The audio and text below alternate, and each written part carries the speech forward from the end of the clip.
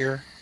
I don't know what time you came, but like it wasn't much before that. There was no one at the pond or the graveyard when I came in. I mean, that can happen, but it's usually not the common. It was weird. Nothing on that, dude.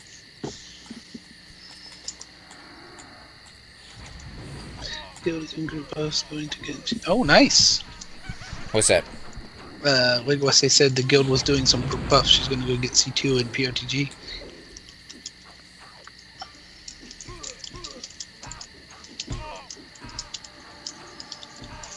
That's kind of cool. Get together and do some buffing.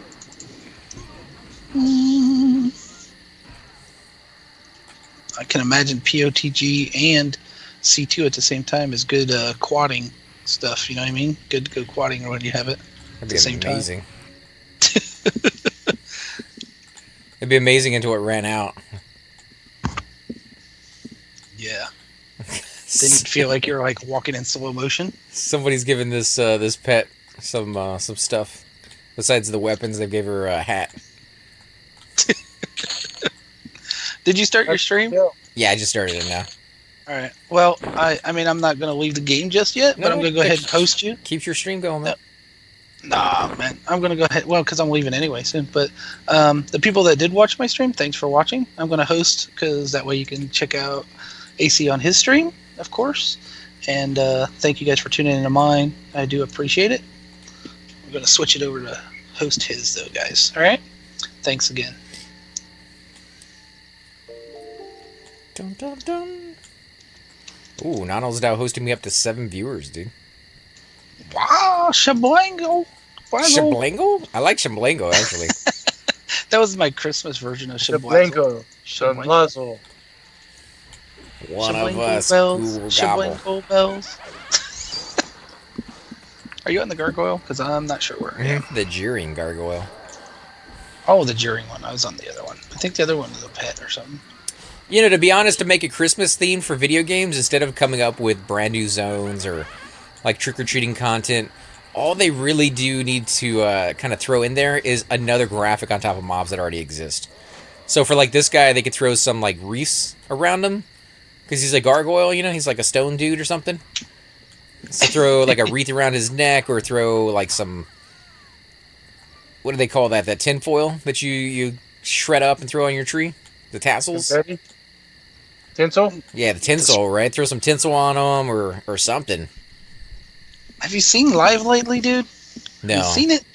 You can get like top hats and shit to wear, dude. It's yeah. terrible. See, that's a little ridiculous, and I also think they should put a time limit on it, so that you can only wear it during the holidays. Yeah, you don't want to wear a Christmas hat or whatever all year round or whatever you want to call it. Yeah. Or just do like they do in this game and have it where it actually takes up a slot. So if you want to wear it all year round, that's fine, but you're do without the AC. Where the stats? What's up, AC? Sad day today. Astron Call is getting shut down. My first MMO. Ouch. I didn't know that about that one, man. Asheron's Call? Mm-hmm. They say why it's getting shut down, just getting moved over to a different company, or they're just not making as much money, or... I mean, watch out, Daybreak Games might be buying it. You know, people make fun of Daybreak Games, but as long as Daybreak Games is taking care of Everquest, because what happens when Daybreak Games goes under? Because people were talking about it. They're like, there's a good chance that it might. And if it goes under, where does Everquest go? All P99, those... maybe? No. I mean, people who want on live, you know, people who want Everquest 2. You know, Everquest 2 isn't 99, so, I mean, you can't... There going to be a lot of people who are going to lose all that time that they invest into it, all those friendships that they've made, and I wouldn't wish that on anybody. I mean, you know, it's a different game altogether, but, you know, to each their own, and they seem to be enjoying it. Yeah. Astron Calls was piggybacking on Lord of the Rings servers. They didn't buy Astron Calls. So, Lord of the Rings server. Why am I getting so much lag? Because you're running OBS. Fat, dude. Yeah, I was gonna say I don't get OBS or lag on OBS. It could be that I had to restart my computer. Well, I say had to. The power went out, and so the computer restarted on its own. Just now? No, like earlier today. Oh. And when it does that, it takes a while for like the stuff to figure itself out and computer to like the last time it was on for like I don't know 4 months. I think it's that named again, dude. Or maybe I'm just dreaming. Where's the name? That one you just killed? Is that his name? Aegis? No, I don't think that's the name, dude. Oh no, I guess not. The guy that dropped my helmet was a name though. Yeah, that one for sure was a name. But he didn't That's have nice it named. I don't know, but look at it, man. It looks ugly. Not only does it look ugly, but it doesn't even cover my entire head. Like the back of my head is exposed. I thought that was a gold band around it, man. No, that's the back of my head. That's your head? Yeah, it's my hair. I don't think so. I think this might be the name. I think you have a gold band. No, that's not. It can't be a gold It's band. a pretty little Yeah, you have a gold band around your ribbon head. in his head. Take your hat off. You don't have a gold. That's not the color of your head, dude. See, your head's white. That's Really? gold. That's the gold band? That's ugly, dude. I thought it was like my afro sticking out. Nah. You're bald, dude. You have no hair. Maybe I want hair. You can't afford hair.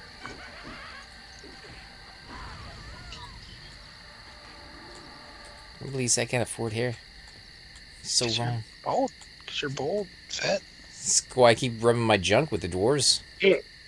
Gungula. He's not just a member, but he uses Hair Club for Ogres. Nice. Okay, Yeah, this- so that's weird that the gold band's on that helmet, though, dude. Now that I look at it, it looks It's like probably like, used to tie his helmet to his head. I don't. It doesn't have a chin strap. No safety helmet. That might be. That actually might be a safety helmet, dude. I mean, now that I think about it. With a little rubber guard in the back or something. Yeah. Maybe Could be. in case you fall down, it's a little extra padding. Or get you know? lost or something. I have my name written on it. Please here's read- Cracktus. Please Hey, return this Cracktus. child to 444 Washington Nothing Lane. wrong with putting your name in your underwear, dude. That's a normal thing. Yeah, That's a normal thing. everybody does that, man. Everybody takes time to sew their name into their underwear. Yeah, exactly. I just sew Calvin Klein in mine. So Cal. Remember Back to the Future? I saw your Calvin name in Klein. there, Calvin Klein. Yeah, but that was his mom hitting on him, dude. That was weird. Everybody makes fun of Luke Skywalker and Princess Leia, but Marty had his mom hitting on him. That's wrong. She didn't know that he was her son. Well, neither did Luke and Leia when they kissed. Yeah, but then he went back and like saw his mom's with like big boobs and like an alternative reality, and Yeah, that was messed up, dude. Daybreak is behind the new publisher for a company that bought DDO and Lord of the Rings Online. They bought Dungeons and Dragons Online too? So that's kind of cool because if they can bring all of those old games into one realm, I think they have a really good chance at least keeping one server alive for every single one of them. Because they have so many different people playing, they already have the equipment available to them and the knowledge base behind it. Is it that though, dude, or is it like car companies or companies where they just buy people out and shut the doors so they don't have any competition? I mean, they could be doing that, but it seems like when they buy something, they keep it up because there's money to be made, just not a lot. Yeah, but you got to remember the upkeep too. You know what I'm saying? I know, but there's money to be made on the upkeep. You know, just holding the doors open and letting people pay on their stores and their. Yeah.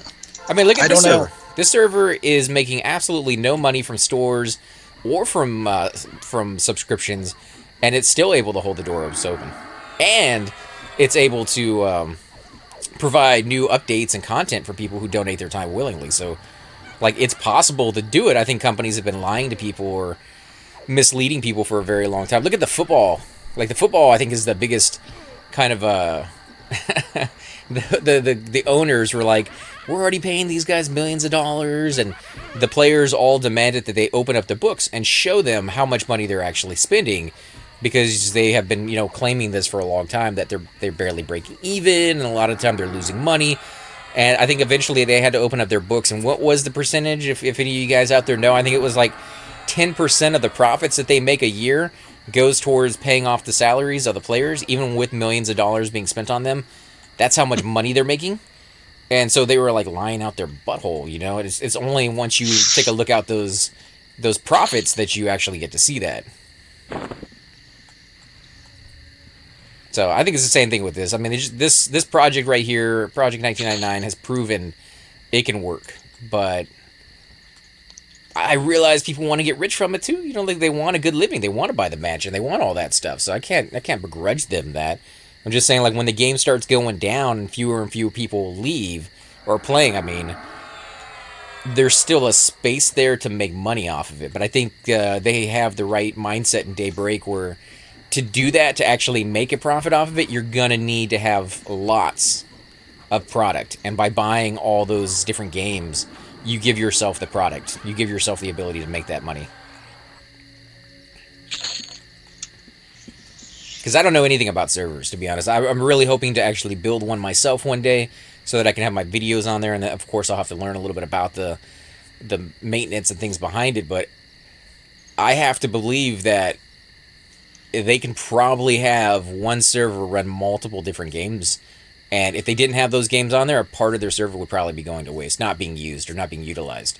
And still getting the power, still getting the bandwidth. So if that is the case, then yeah, then definitely having a lot of these different games out there where a couple of thousand people were playing on each one. Because that's all they got to do, really, I think, is just cut back on the updates. Cut back on the updates, cut back on the expansions. I mean, would you be, as a person who plays MMOs, would you be happy playing an MMO that comes out with an update or an expansion every 4 years, 5 years, instead of every year, every 6 months? I'm playing one that's locked forever, so... Exactly, that's what I'm saying. So, I mean, I don't know. But I mean, just one that's like still coming out with stuff. Would you be okay with it being 5 years until a new expansion came out, or would you want something more recent? I don't know if I could answer that because, like I said, I'm playing one that's locked forever, so that doesn't bother me. So, I guess no. I mean, I guess I'd be all right with it. I mean, at this point, it depends on how good it is. Raging strength, raging dexterity, augment. No yearly or ever two. If, like, the point is they do it too quick sometimes, I agree with that. There's no doubt about it. Yeah. Sometimes they do it too quick. Yeah, I'd be okay with them slowing it down quite a bit or stopping it for a long period of time so you can enjoy the expansion you're on. And then, therefore, there would be more money in their pocket. I think they have gotten to the mindset of trying to compete with AAA titles that come out with, you know, an Assassin's Creed every year or a Call of Duty every year. And I don't think MMOs need to be categorized like that. I don't think they are in the same field as that. They're a beast all their own, so... I guess I lost Spirit of Wolf.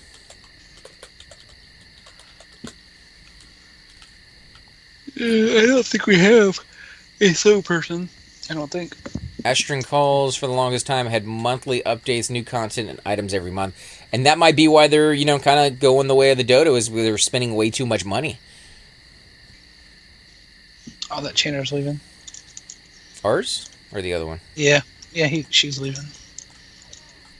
Did she just join? Yeah. Don't know why, but bored maybe? I don't know. Yeah, maybe. Or not a good enough experience, maybe. I got a Channer, or we have a Channer coming now. 32? Yeah, the same guy we had earlier, Basix or whatever his name is. Oh, okay. So he already knows him. I sent him a tell. Keister, Mr. Sweet Voice. Thank you, man. I appreciate it. Yeah, it's the holidays. Oh, this is the name, I think, right here.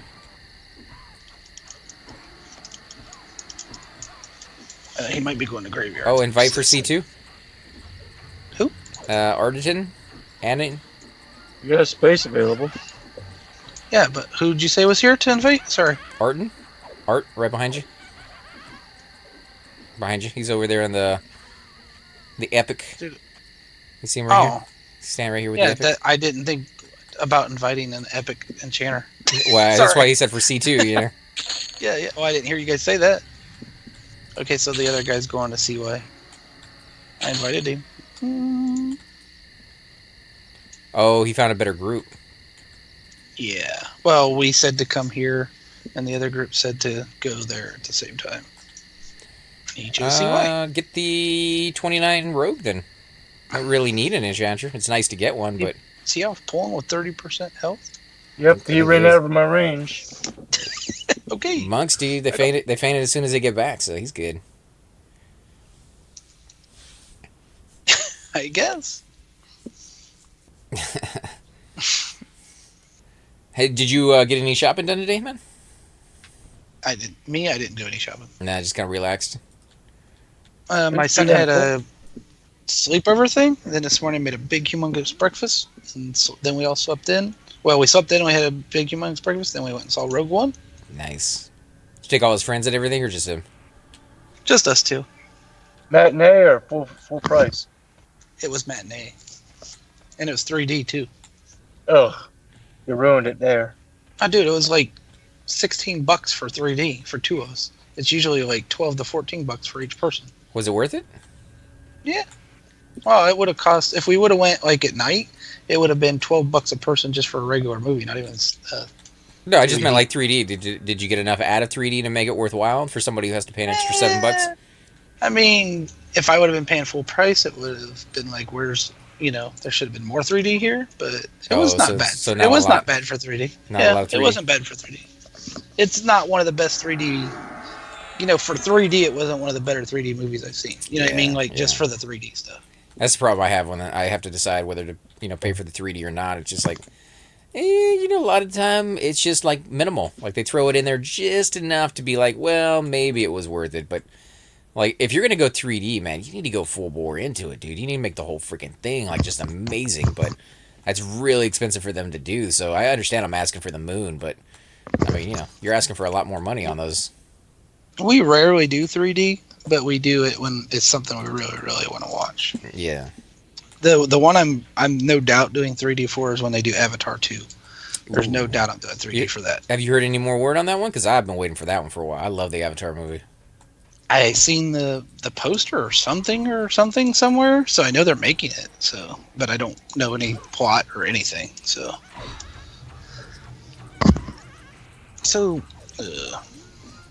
I think the plot is that he's getting jiggy with the blue people. Yeah, but I mean, the old plot was someone tried to take over the planet, blah, blah, blah. We have to save the world. Kind of give you that, almost Indians versus Pilgrims feel or something. You know what I mean? Almost. What are you talking about? Almost. Identical.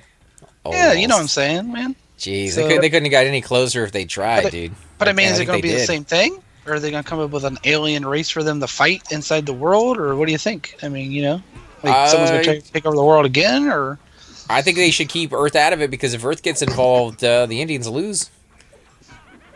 Because Earth only wants that mineral. They don't care about any of the other plants or animals or anything else on the planet, so they would just come with ships and nuke the planet. The planet would be radiated, and then they would just come down there and take the minerals outside the planet. that's really how humans work, to be honest, sadly. I mean, that's exactly what we would do, or we'd dump some toxic fumes or chemicals or something to destroy everything on the planet, and then we'll come back in and get the minerals. So, if Earth gets involved and they make it even somewhat realistic, then that's pretty much it. Oh my God, this guy's running. The aliens will be drinking Viagra. Yeah, he's feared or something, because he's at 42% and he's still running. That's not good. F you guys, I'm going back. Well, we got an ad here too. Alright, so we're about to die from a horrible train, guys. Yay for me faint deathing. Move, Gimbal butt. Are we really gonna die, you think? Yeah. Where's Vapor Dog, or is he coming? Vapor? Hello? Hello? Nah, he was on the phone for a little while. Yeah, maybe he didn't. Oh yeah, level 27. Oh, there's the one right there, dude. No ads. He must have lucky, went towards the pond instead of towards the castle. If he would have went towards the castle, we'd all be dead right now. He went towards the castle, which is why I said we were going to die. I guess maybe he had been pulling from that direction, and it's been clear, so. I'm gonna get the rogue to come over. Yeah, snag the rogue if you can, man.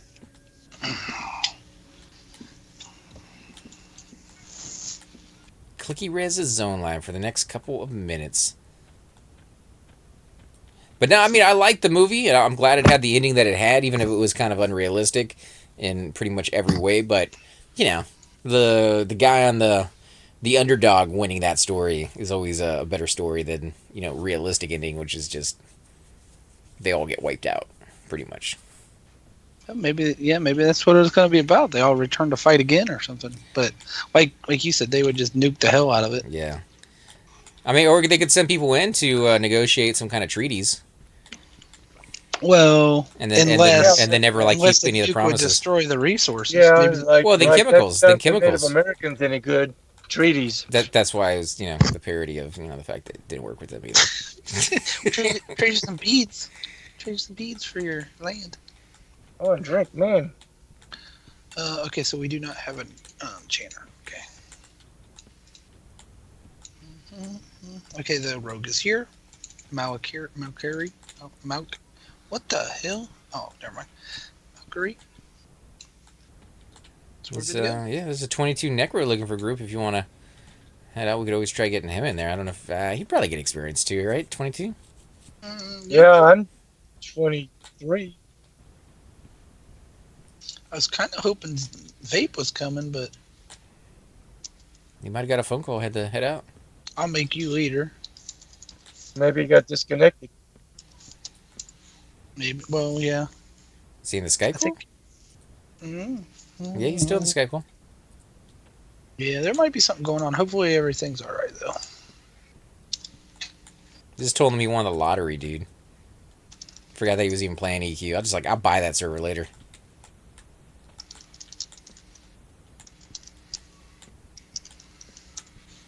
He's like, is 23 good for Graveyard? I was like, I'm 24. You can heal and pet.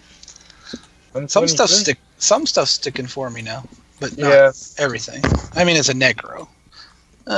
Life tap sticks sometimes. Snare sticks sometimes. Is he still pulling? Mm-hmm. Okay. In fact, Necro should have advanced, though, to be honest. You can tell Sizzle is coming. When they get here, I'll go. Oh, got a pop.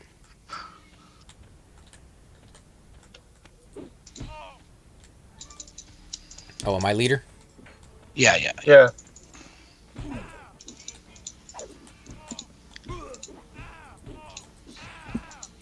Snapmaster is saying, list me, please. What is he? Monk.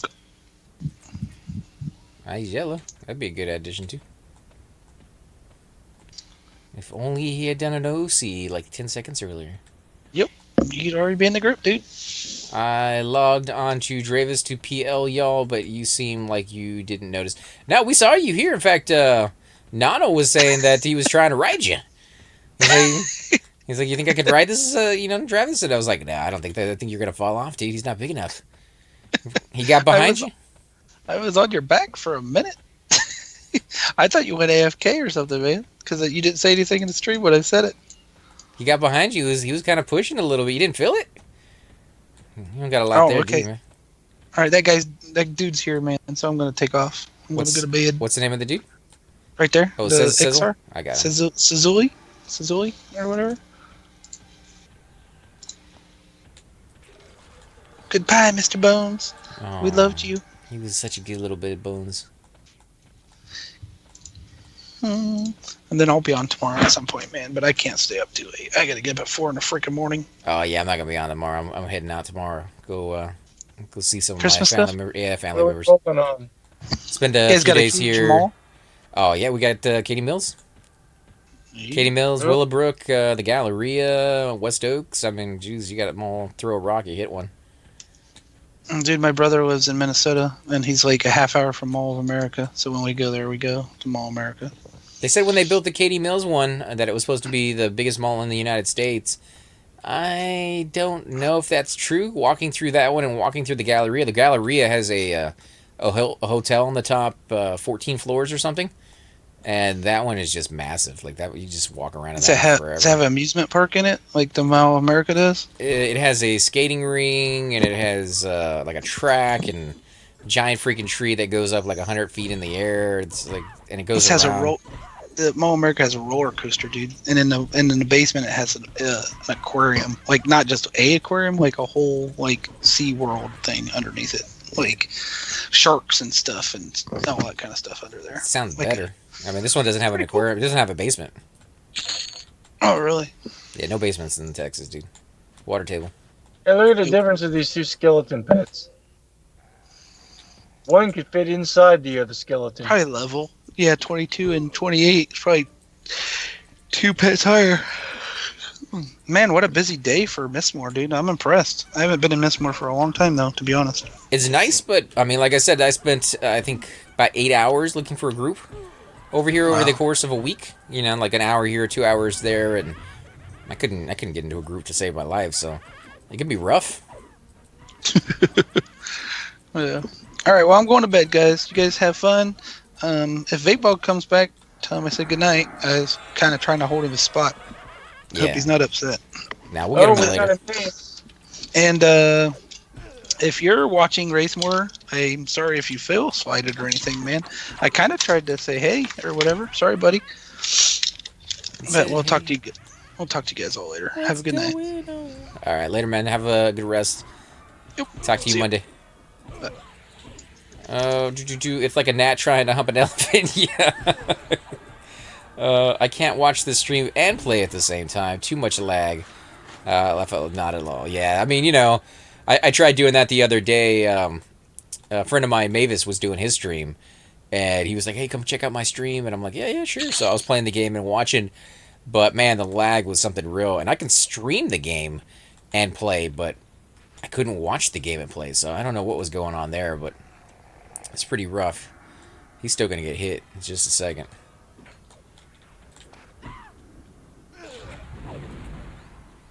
He's fainting a little bit too soon. Let him get in the doors. Well, I guess if you let him get in that far, they're just gonna split. They're just gonna go all directions. How you doing on Mana, Lar? Yeah, more than 50. All right, let me know if that actually let the group know if that drops too low, because we don't have your backup heals anymore. Oh. Ouchie. Gotta heal myself. No one just nuked the bejesus out of. Yeah, no enchanter anymore. So if you guys see ads, just go ahead and root them up. Try not to root the casters, because they're just gonna sit there and blast you.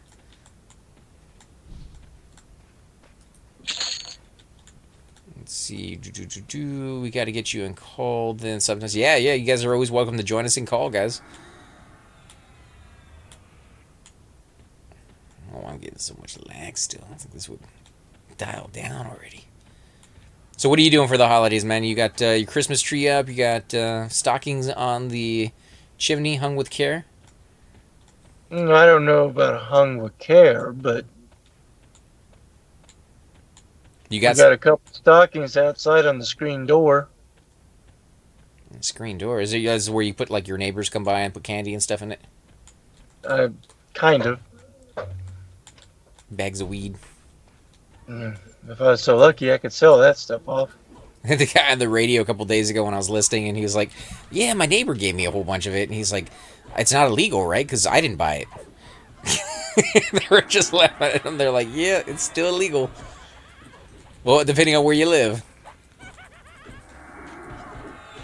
Just thought it was like one of the silliest things I ever heard of. I was like, that dude is so. I didn't buy it. Sounds like a 13-year-old country hick over a mic. You know, come on. Accents, dude, accents. I got an accent, too. I just try to hide it a little bit. I don't tell you guys y'all or... Come back, y'all here.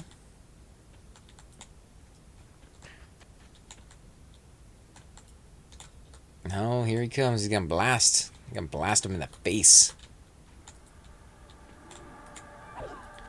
Yeah, that tube that you keep hearing, by the way, man, that's Vape Dog. He had a stroke, and I'm guessing it has something to do with the medical equipment that he has on his side, man. So there's not really anything he can do about that.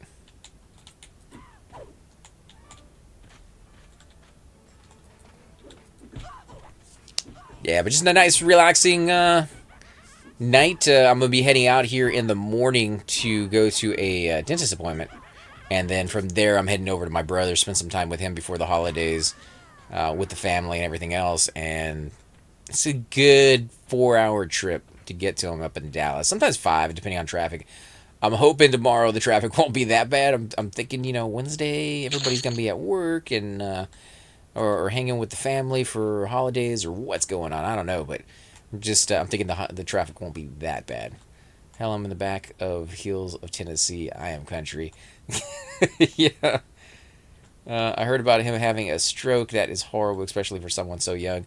I don't know how old he is, actually. I've no idea. I've never asked him. He sounds young, like in his 20s, early 20s. Yeah, I think he was. I don't know. It sounds like he knows at least a little bit of like the military stuff. Snapmaster. Did he have a stroke or did he get hurt and over in one He of he had a stroke. Vape.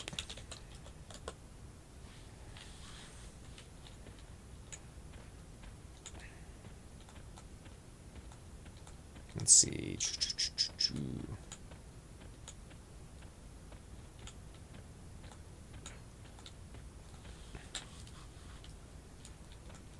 Just making sure y'all saw me asking to be put on list and say, "Oh yeah." Yeah, I saw that. There. Gotcha. I- I'll be around these parts when it comes. The Necro is my buddy. Which one? The one in the group. Oh, I see him up there. I was thinking we had two. Someone's got the Staff of Dreaded Gaze. Someone spent a fortune.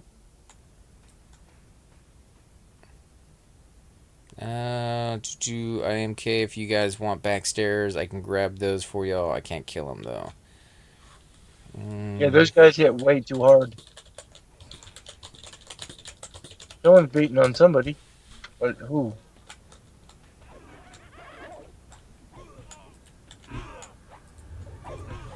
There we go. We got him. Yeah, I mean, it sucks that it happened to him, and I've never really. I don't pry into people's personal lives. I mean, if somebody feels comfortable and they feel like it's time to talk about certain things, then I'm more than willing to listen. I love being there for somebody that needs, somebody to talk to about something. Like just helping a friend out like that. But I won't push. I won't ask questions about stuff. So. Okay. Hey, man, welcome back. You there? Hey? Yeah, been here. No, vape. Sound like you got back on. Yeah. So Yeah. we had to give away your spot, dude. Yeah. But we got one guy on the list. If you want to get on the list with him, we'll put you up there. And once that fills up, we'll be able to get you in. Okay. I'm here though. Oh, who you on? Vanther.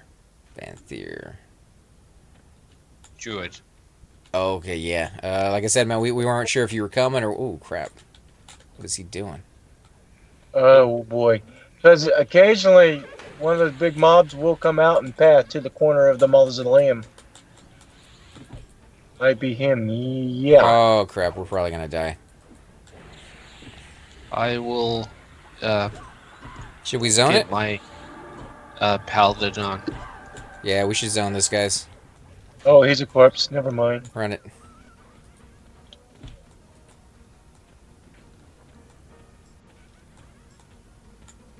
Someone tell him the zone.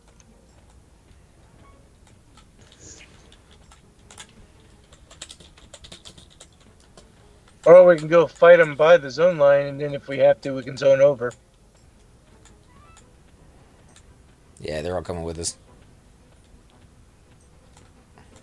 Train is coming. Move it or lose it.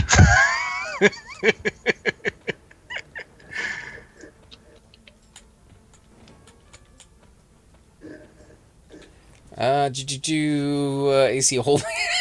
Yeah, it's a rough little thing. He went down in a matter of seconds, and that was not going to end well. Like he hit me 3 times, I think, and each time I lost a bubble in my life. I have really good buffs on, and I have decent equipment on, and even like red mobs I haven't seen do more than than a small chunk of a bubble. You know, so for a bubble apiece, that is just no, that was not going to happen. We were not going to survive that. So far, nothing's coming up the ramp. Did you zone it? Not yet. Zone it, man. I just want to make sure everybody gets out first. Well, zone it because you have aggro. That means they're going to keep running and you're going to kill other people. So just zone it. 2 people are still in there. Yeah, just zone it. Don't stay in, man, because you're gonna. Oh, they may have feigned. You're gonna have aggro and you're gonna kill other people, dude. Just zone. Probably what happens. They feigned. That's why they were still inside. Oh, feign death failed on him. Sonyi. Okay, so that could have went a little bit better.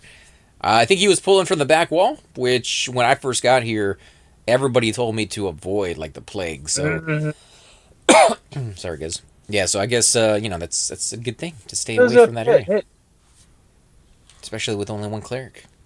We had a level 30 here earlier as a backup, so that was really nice. Or I guess she was the main and you were the backup, but.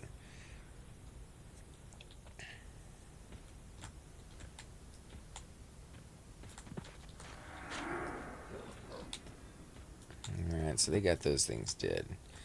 Let's see if we can get back in there. Take our spot back before somebody else does. So far, if we move quick enough, we should be able to get back in quickly. Well, I don't know if there were mobs up along the way or what, but... There wasn't when we ran out, but...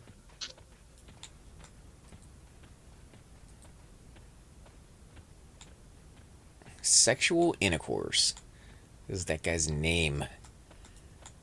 Yeah, I don't see that one lasting too long. With water. I was in the yellow, so I'll set my butt back down.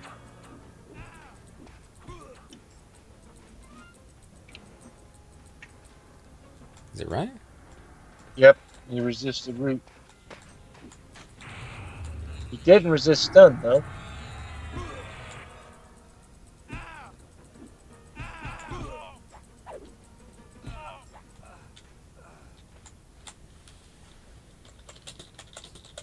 No experience on that kill, because we zoned. No, because we're still in the same group as everybody else. Zorkin, sexual... Stat Master might have done most of the damage on that one.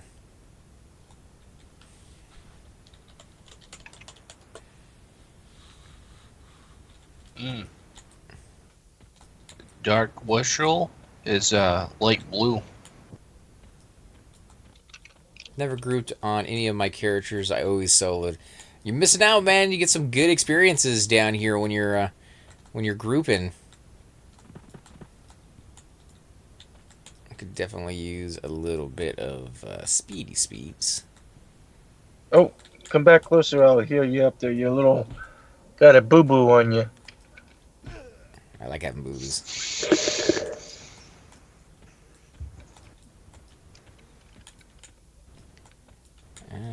There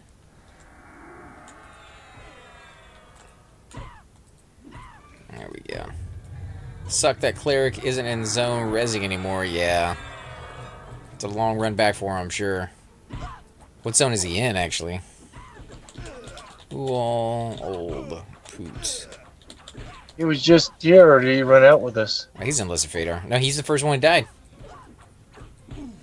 He brought those in. He was saying his FD failed.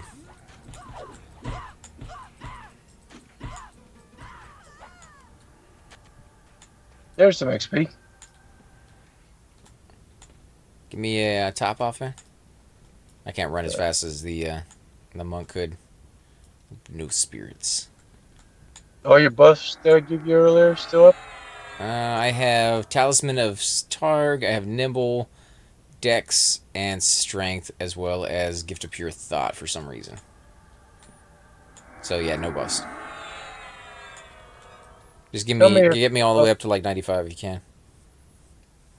And then I'll go pool again. Because the next one's going to be a long pool. And there's a lot of mobs in there. Tell me if this one sticks with the other strength buff I just give you. Nope. Nope. Nah, just give me heal, dude.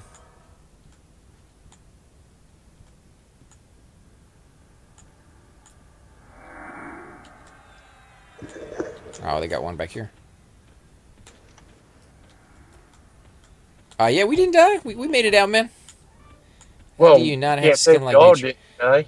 I think the moment you guys gave me skin like nature, the next mob they had pulled got rid of all my enchanter buffs, which we had like a high level enchanter come over here, as well as all the high level druid buffs. He just dispelled all of them. So immediately upon getting all those really nice buffs, I lost them. There's nothing I can do about that because dispel sucks. I wonder if there's Bad. any way you can resist the being debuffed. Magic maybe, like magic resist being higher. But it seems like when it comes to dispel, there's not much you can do to resist it. Oh my. Oh. John, your list? Oh man. What? Down to 4% health? Oh, Who is? Oh, holy crap. I got 3 incoming. What? Feign death. Oh crap, I'm a cleric.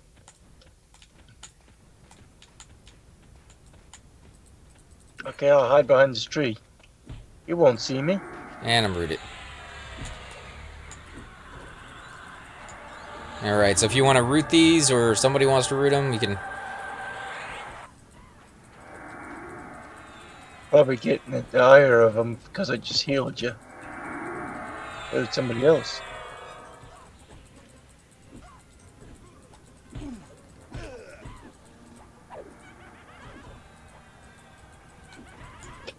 Newlander wants an invite.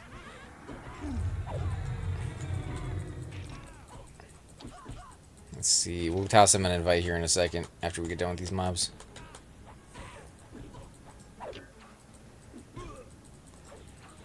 Hey, Nibers, how you doing tonight, man? Having a little bit of a setback here. We had a pull that we were not even close to ready for. You gonna die, man?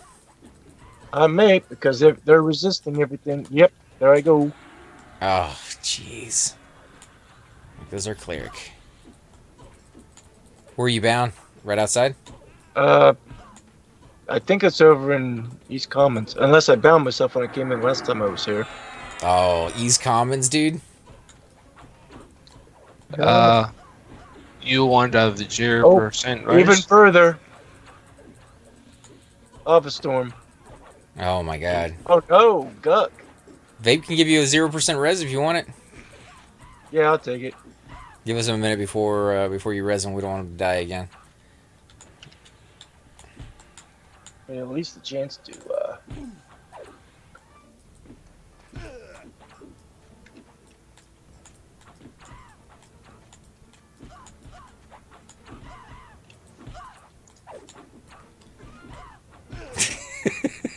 Jeez. Alright, so Nano was like the deciding factor, dude. Everything was going good when he was here. Now that he's gone. Lost our mojo, man. Lost our lucky charms. If you want to go ahead and pop out of the group real quick, Alar, and I'm going to invite this druid for buffs. And then when you get back, I'll give you an invite.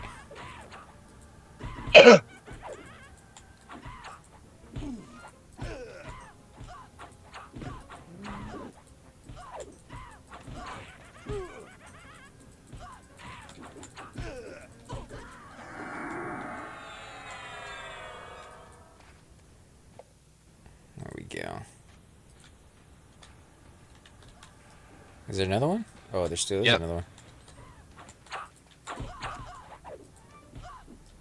We'll have to med a bit now for buffs.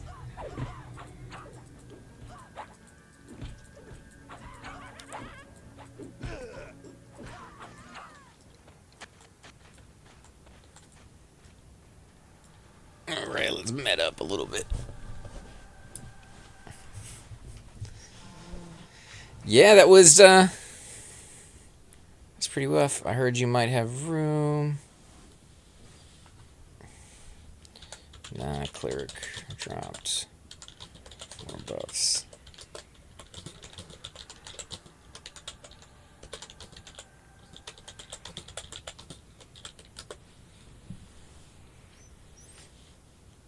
Yeah, we'll get him back up. Did you get your res already? No, nothing came in yet.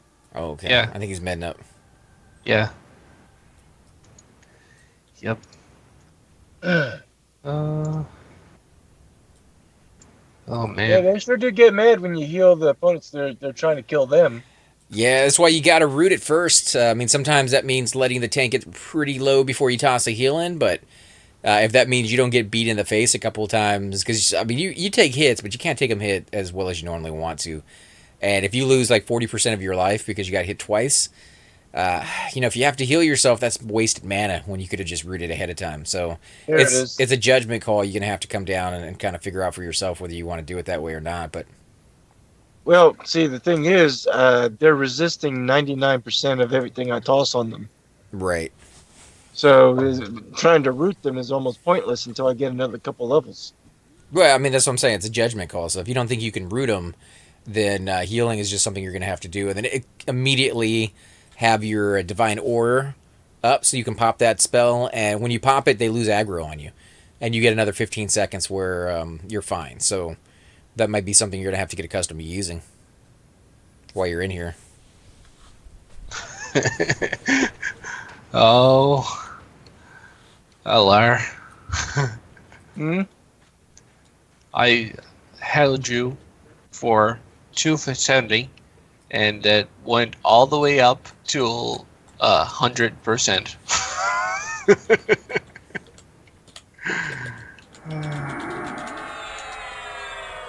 Oh, nice. Regen, dude. Well, be careful pulling because I'm currently out of mana. Oh, yeah, we're not pulling right now. We're letting everybody met up. Let me tell the group here. Oh, I'm not in a group, so I guess I'm talking to myself. Yeah, we're getting bust. Getting bust, dude.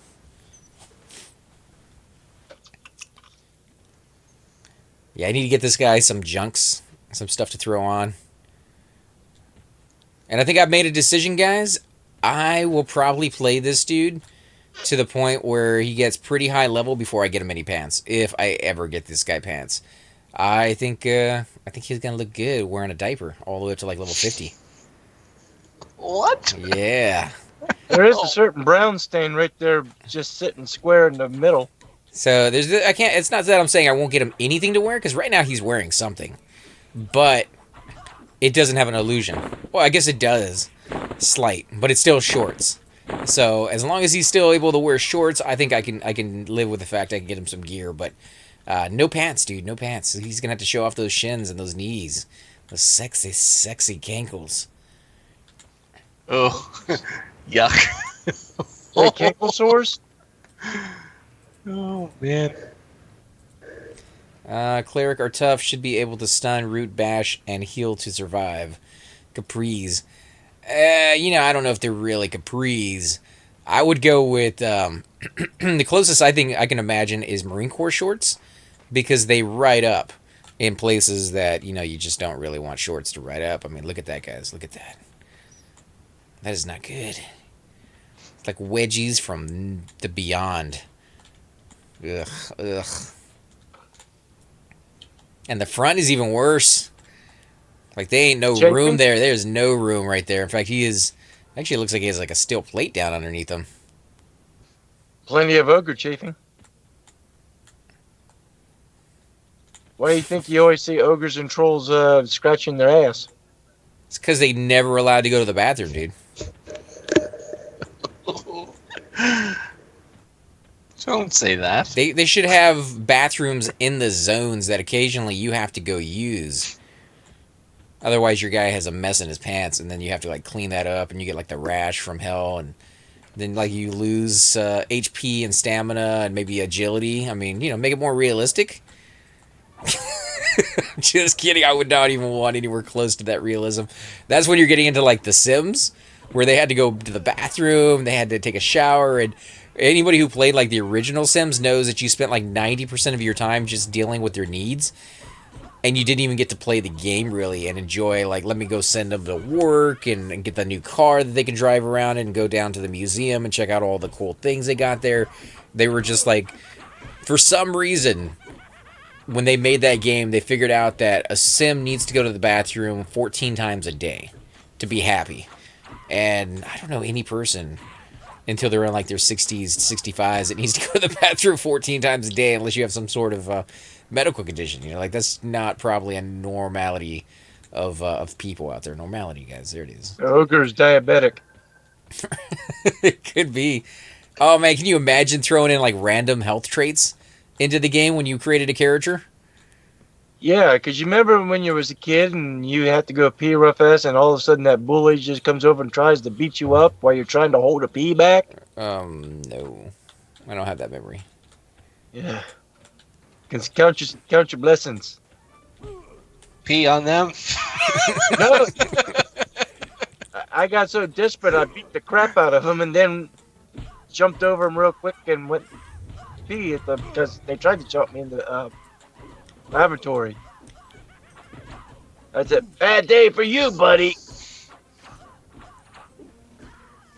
Mavis, ogre is diabetic. Yeah, I mean that would be kind of interesting to throw in like health benefits or health anomalies in there. And I mean it would be great until finally you make a character and it's like your character has AIDS and you're just like, oh okay, so let me re-roll. You're like, Or that's not gonna work. That becomes a permanent character. You can't undo it. Oh my god, that takes up a slot that you'll never use ever. You're just like, I'll make another slot. I'm not playing this guy. And for some reason, you get a chain of them like that. You're like, no, I can't play. Jeez. I'm sitting here imagining games never doing that. And then I'm thinking of like VR games that are coming out nowadays, and they're getting super realistic to the point where for some of the VR games that are out right now, you can go in there. And one of the things I always wanted to do was, I talked about it a few times. So those of you who watch my channel a lot will probably like, oh yeah, we've heard this one before. Where there's, it's called Big Screen is the name of the app. It's a program in the VR headset, and it will allow you to sit down on a couch in the VR world. So you can sit down on a couch in real life or a chair or whatever, but it shows a couch in the game. And you have a giant screen TV in front of you, you have a coffee table, and it allows you to share that experience with other people who have headsets so that you can have like a giant theater behind you of like hundreds or thousands of people, and you can sit there and watch a giant movie on the big screen with all these people. And you can hear what they say because it's built into the mic, and you could share that experience. So I think that's really cool for a lot of reasons because, people who are stuck overseas and maybe they have work over there, or they're just separated because of like they're in the military and they can't get to see their loved ones very often. If they have a headset and they get the opportunity to use that, and you're probably thinking like, when do they actually get to do that? They do have rec rooms on their bases, and I realize a headset's expensive, but they get a lot of stuff donated to them because people they want to help those guys out while they're over there as much as they possibly can. So I think it is something that they could do. And when they would go in there and use that, they could share that experience with their family. One of the really cool things about that, though, is you can actually go down to different spots in cities and get your entire body scanned. So you can put that on as a skin. And, of course, the graphics being what they are, it's not 100%. Like, you don't see yourself as, like, oh, that's perfect recreation of me. It is a little blocky. It is a little three-dimensional. Who did we lose? Old Poot. Old Poot left? So we could probably get Vapor Dogs tune in. Well, no, we have another monk waiting. Why did Old Poot leave? It just said he left. He didn't say anything. For refresh of C2. Doug said Cleric isn't in zone resing anymore. Yeah. There we go. Yeah, he wanted a refresh of C2 for everybody. So that's why he popped out. I'll invite him back here in a second.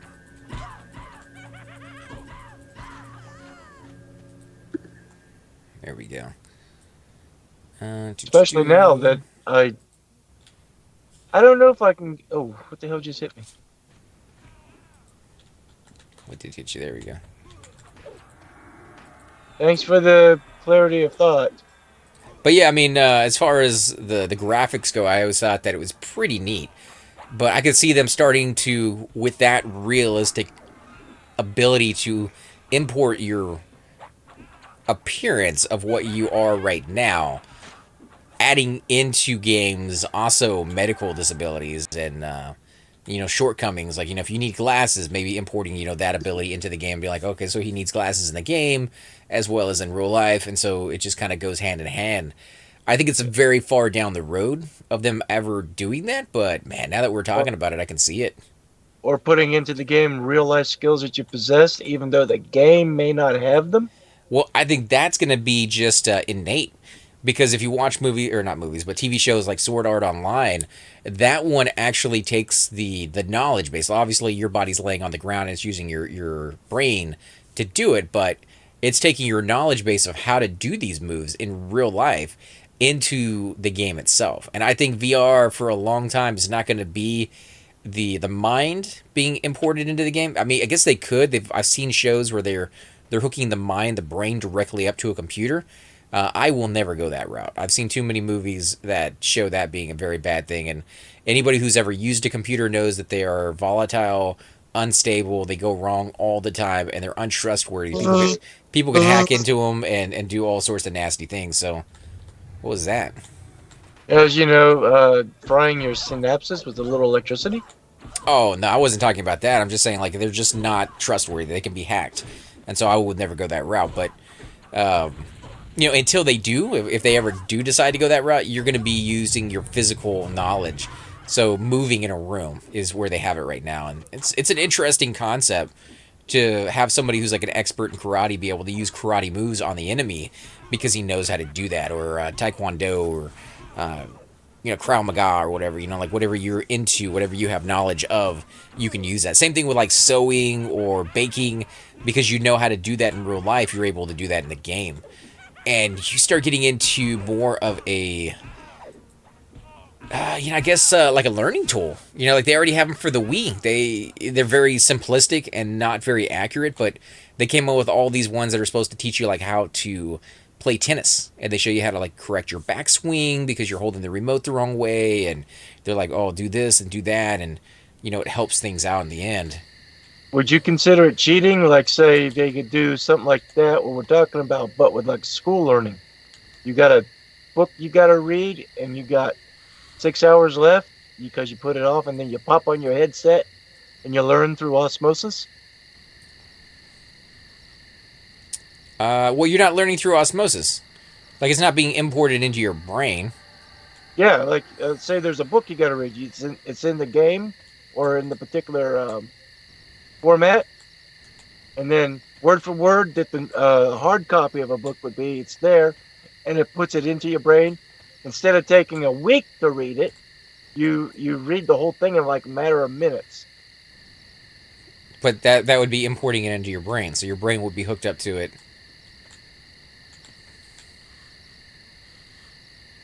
Right? Because if it's just a VR, you still have to read.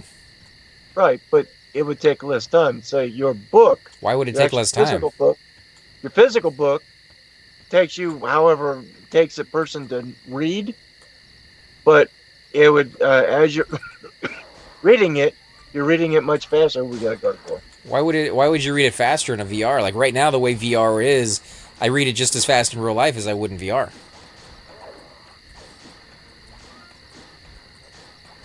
Because I'm reading it with my eyes and my brain. Like, it's not sped up. Like, I don't perceive things faster in the VR than I do in real life.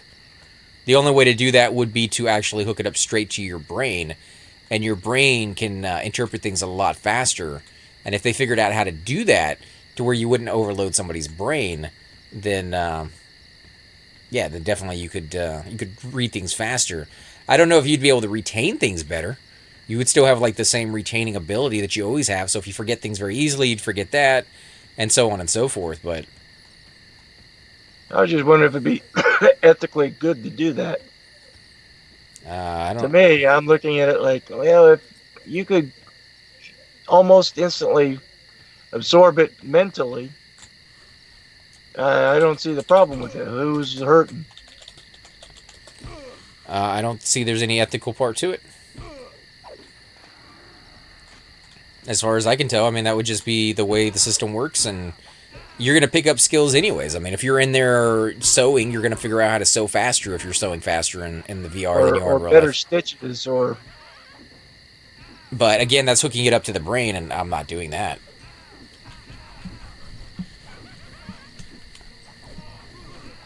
I mean, I love Johnny Mnemonic as a movie, but is that another Keanu Reeves movie? yeah. Sort of a Matrix kind of a thing. Neo, choose a pill, red or blue. I don't know if it was I, that I kind of would. thing.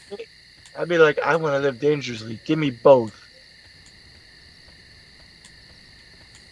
Halo is inviting you to Dawn of the Believers.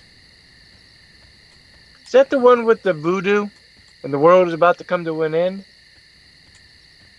There was a movie I saw once called Believers. Basically, there was the world's about to come to an end, and certain families had to sacrifice one of their children to save the rest of the world. That's kind of like, for those of you who have not seen Cabin in the Woods, go ahead and mute the thing, but it's an old movie, so I figured most of you probably have. Yeah. It's kind of like that one, and I've always believed that if you have to commit evil deeds to save the world, then maybe, you need to find a better way to do it. And they kind of had the same mindset in that one. It's like, at some point, if everybody on the planet is good enough, and clearly they were, because like the children saved themselves by helping out the demon over in Japan, find peace, and they were singing all that one, and everybody else seemed to save themselves by just being good people, then maybe we can fight the evil that arises out of it. But in that movie, they ended it where like the big guy was waking up. Like I want to see the sequel to that one. I want to see the world, fighting back against these giant titans that had been sleeping for all this time and getting all this sacrificials, lambs to their slaughters, basically. I forgot how long these boat rides are. Yeah, 30 minutes, man. They're a good little bit, but put yourself up there on the side. If you're not too afraid of falling off, make sure you're sitting down. Sitting down is one of the best ways to make sure you don't accidentally fall off of that ship when you zone.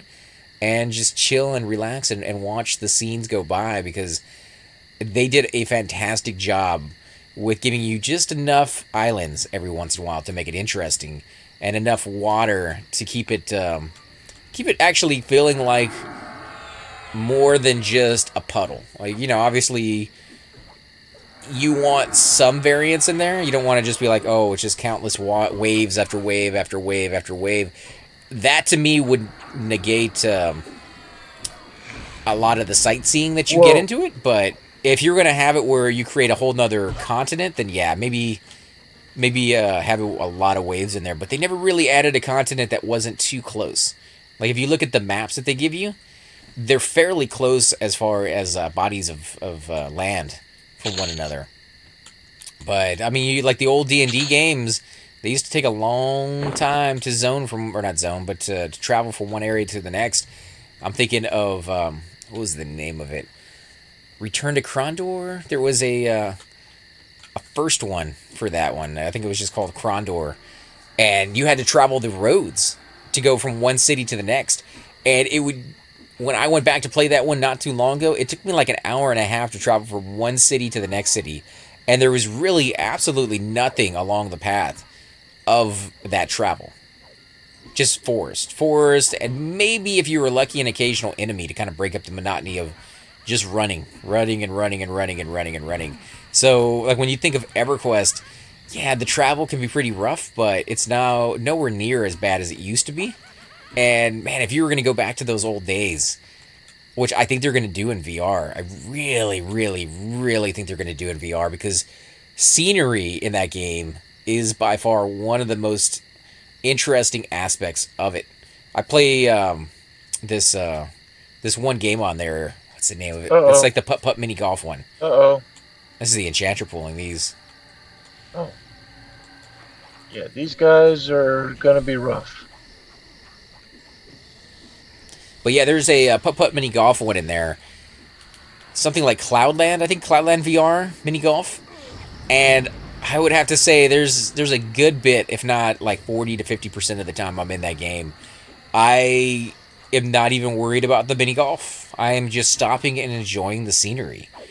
And that to me tells me, I really think that if you had a game like this where you had to travel from, continent to continent, how many people get to walk through a field of wheat and get to see it just swaying in the wind and the different streams of wind going through this giant field of wheat and being able to see those strands moving and weaving in together and the sound of the wind, and of course obviously you can't right now anyways simulate the feel of it on your skin or the cheek or the heat kind of being radiated from the winter's or the summer's Or day, the smells. yeah, or the smells. But I mean, you can simulate the sight, and sight is one of your main senses. So that to me already is enough for now. Maybe I'll be asking for more in the future, I'm sure, once I get used to it. But like I can really just imagine being like, today I don't feel like hunting. I'm just gonna go walk in the forest. I'm just gonna go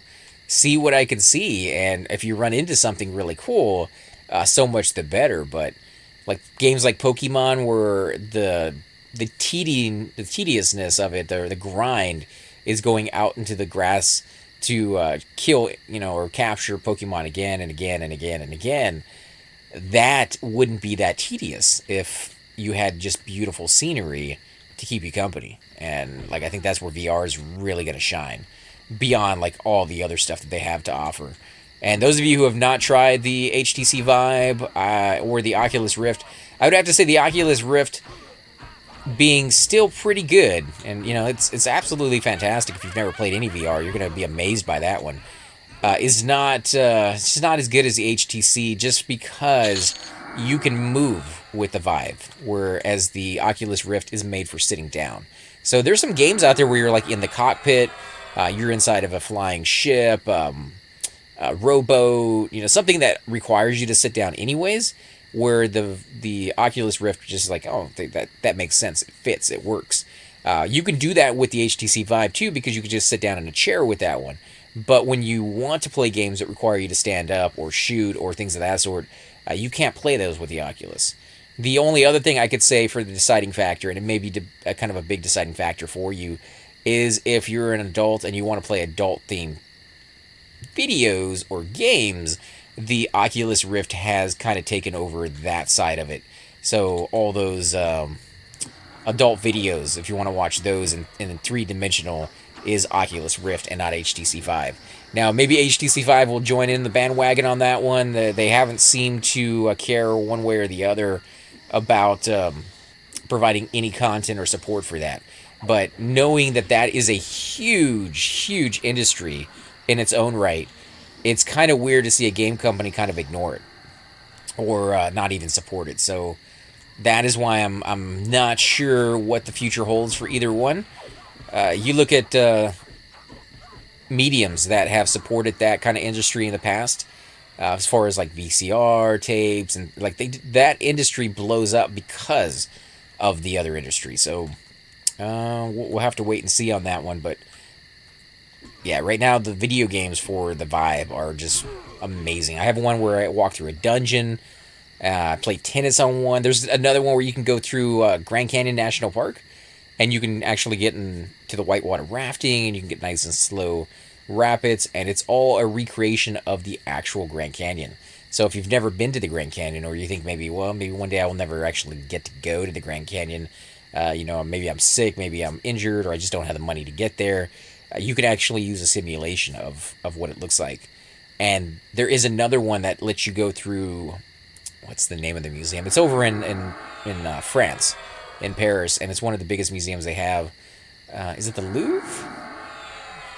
I don't remember what it is, but they have like all their displays up, and they're real pictures. It's not a simulation; it's a three-dimensional representation of actual pictures that they have in that museum. So you can see like the Mona Lisa and like all that stuff that they have as you have a simulation of you walking through it. And anybody who's ever gone on a trip like that knows that they're incredibly fun, they're incredibly expensive, but they're also incredibly exhausting, because you don't want to waste time. Like, you're there, it's costing you money, and you want to see everything that you've been wanting to see for a very long time. So you will push yourself. You'll spend like 8 hours at a museum so you can see everything.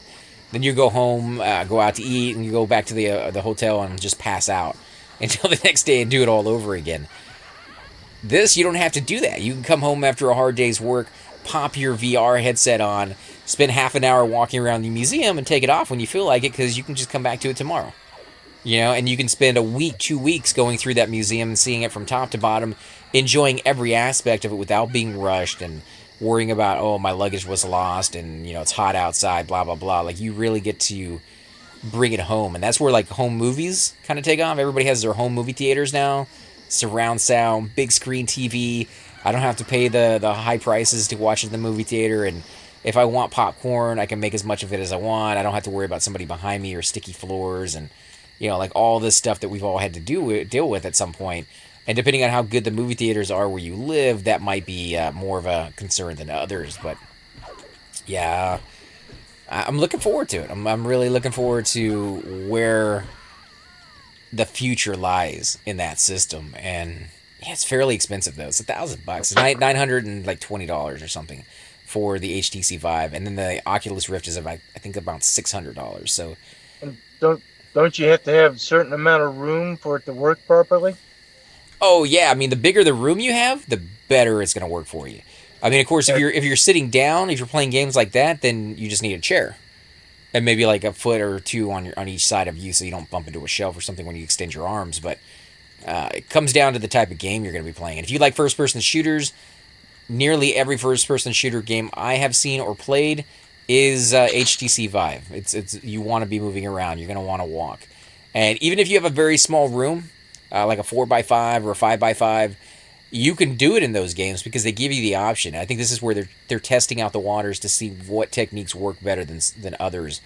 But they're testing out the waters in how to move, because you can move in that 4x4 or 5x5 space. But if you want to move further than that, you can point to a spot on the ground and it zaps you there. And now you have another 4x4 or 5x5 little area that you can move in until you zap to the next space, and then the next space, and the next space. The zapping can be somewhat abrupt in some games. The golfing game does it quite well for one of the buttons, and the other button automatically zaps you to a point of interest, and that one's very abrupt and very, just confusing, because you don't know where you're going to be before it happens. At least the other one you're choosing, so your mind can be like, okay, I'm going to that point. When you get there and it immediately changes, you have some sort of reference. But when it does it for you and you don't even know where you're going, every single time you jump, you're just like, oh, okay, where am I? Let me look around. Oh, okay, I'm here. I had to reorient it myself, and it's not good. It's jarring. One of the other things they have to work on is they have to figure out the seasickness part. Some people get very seasickness kind of effects from it, and other people don't. And it doesn't happen with every game. There's some games out there that are a lot more, jarring to people in that regard of just kind of feeling sick to your stomach. Nibirus, I just sold a cloak from POM. This guy is very excited. Oh, sweet. How much did you get for it? And what kind of cloak was it? Or you could just tell us what kind of cloak it was. You don't have to tell us how much you got. Being all nosy over here and be like, how much did you make, man? Yeah, I still want to go to POM, Plane of Mischief, at some point.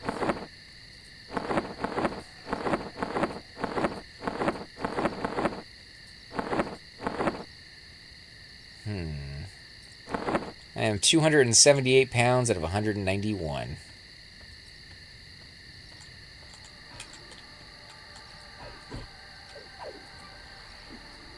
Cloak of Confusion.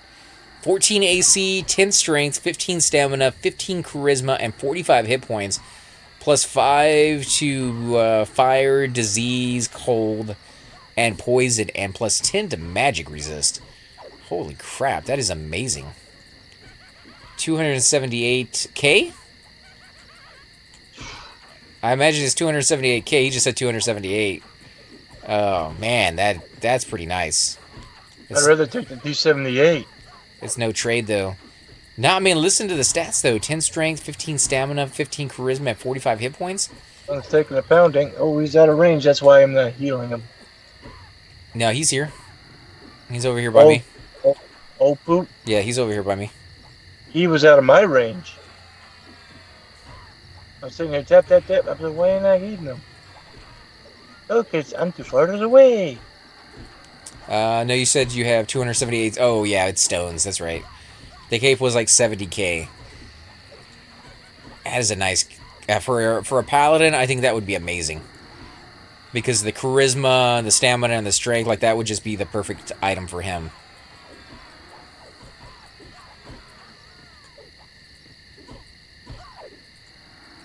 I mean, it wouldn't be bad for anybody else either, but like, I think a paladin could take advantage of that more than anybody.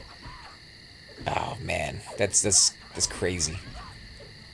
And I don't know how I feel about cloaks not being in the game. Like Everquest 2 did that. Everquest 2 put cloaks so that you could see them. They gave them different graphics, and you could hide them if you didn't like the way they look, because a lot of the time they were just really, really ugly cloaks. But I'm gonna need to log in a few minutes, so Sizzle is gonna leave. We'll get that other monk in here. Alright, so we'll get that other monk. And if you're watching this, Art, thank you so much for coming out and helping us, man. We definitely do appreciate it. What's his life at? He's still at 100%. Oh, no, he's at 81. Dude can take some hits, man.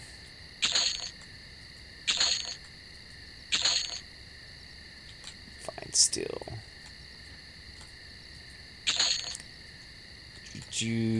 Don't worry, get a really high stamina to HP return rate. I don't know on that one, to be honest. My guy is fairly low level. I'm still kind of learning what my guy needs as I go through. My low level, I'm using, the Venomous Axe, which requires Dex to proc. So most of my stuff has been going with Dex, but the stamina that I have put into him is up to 145, and when I see how much I get out of it, it still is pretty good. But I think that stops or starts to change around 200. So if you can go with pure hit points, it's probably going to be better for you in the end. I'm thinking it's 1 stamina for warriors, 20 HP, I think. I could be. But I mean, like, And- wouldn't that change when you hit to 200 on your cap and start going up to 255, and Yeah. it slows down even more as you get closer to that? Yeah. Then hybrid classes get 1 stamina for 13 or 14 HP, and next one is DPS, and next one casters. Right. I think. Yeah, it'd be interesting to kind of play around with that one, but this guy seems to be able to take the hits fairly well. He's able to actually solo in this zone. The only guys he really has a problem with are people who are yellow or red to him. He can solo evens pretty well, and again, he's somewhat of a twink. I hate using that term, though, because I've seen what a twink looks like, and my guy's not even close to it.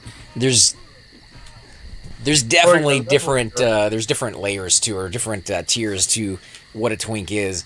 This guy is a lot more outfitted than my cleric was when I came through, and my cleric was my first character on here since I came back. There was a guy running around as a warrior who had entire set of cobalt gear on. So that is extremely expensive. And then there was a guy running around, I think he was like level 30 something, but he might have been level 40 something. But he was running around and he had a full set of TOV armor on. And that is definitely a twink. And I don't know how long he had that armor. I don't know if there's a level limit to turn that armor in. Somebody told me there was, and somebody told me there wasn't. So we'll have to find out from somebody who's tried to give it to like a level 1. Because I have some pieces that I've gotten that I can give to my rogue, but he needs the faction, and I haven't just gone over there to give it to him yet. So the gems are incredibly cheap. So even if he loses, I guess it's not too big of a deal. But I'd love to have that on him. You guys are definitely pretty tough. How's your mana doing? 50%. He's getting hit for more than I can really heal him for, so I'm just buying him time. Yeah, he's feigning it off as much as he can. But he hits harder than I do, so. He needs to stay down for a minute. Let me get some more healing on him. Yeah. Alright. Oh, dang, something was beating on me. What'd that happen?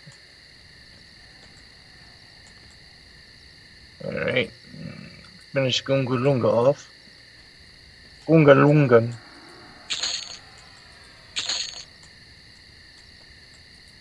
Alright, this will be the end of my mana. I'm down to 8%.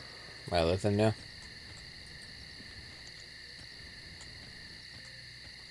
Cleric only has 10% mana. Stat Master here.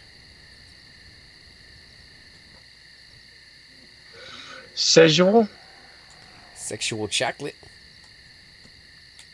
He's a lizard. There's nothing chocolate about him.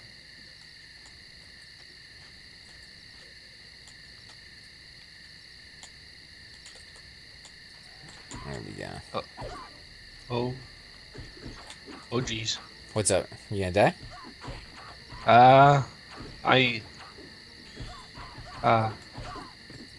Oh, man. Zone if you got to, man. I can't. Will they root you? No. I'm up at the castle. Where are you at? There you are, Grim.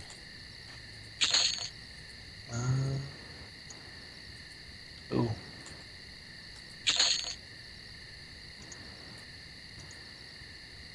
Come on, mana. Ooh. Kappa? Look here, Kappa. You see? And some silver. You got leggings on, man? What kind of leggings you got? Drake-eyed leggings? I think the leggings are better than those.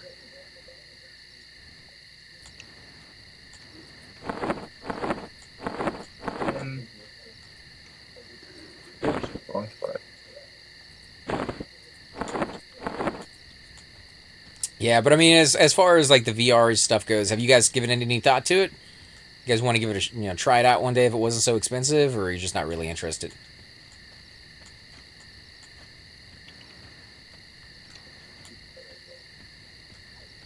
I just don't have enough room in here for do any of that stuff. Yeah, but I mean, if you could, sit down at a chair and play like the Oculus Rift or something like that, would you be interested in giving it a shot, or are you just like, nah, not really? Of course, I'll give it a shot. But I can't see what happened there, babe. I died inside of the castle. If you save the body, I'll come over and give you a res in a bit. Yeah. Well.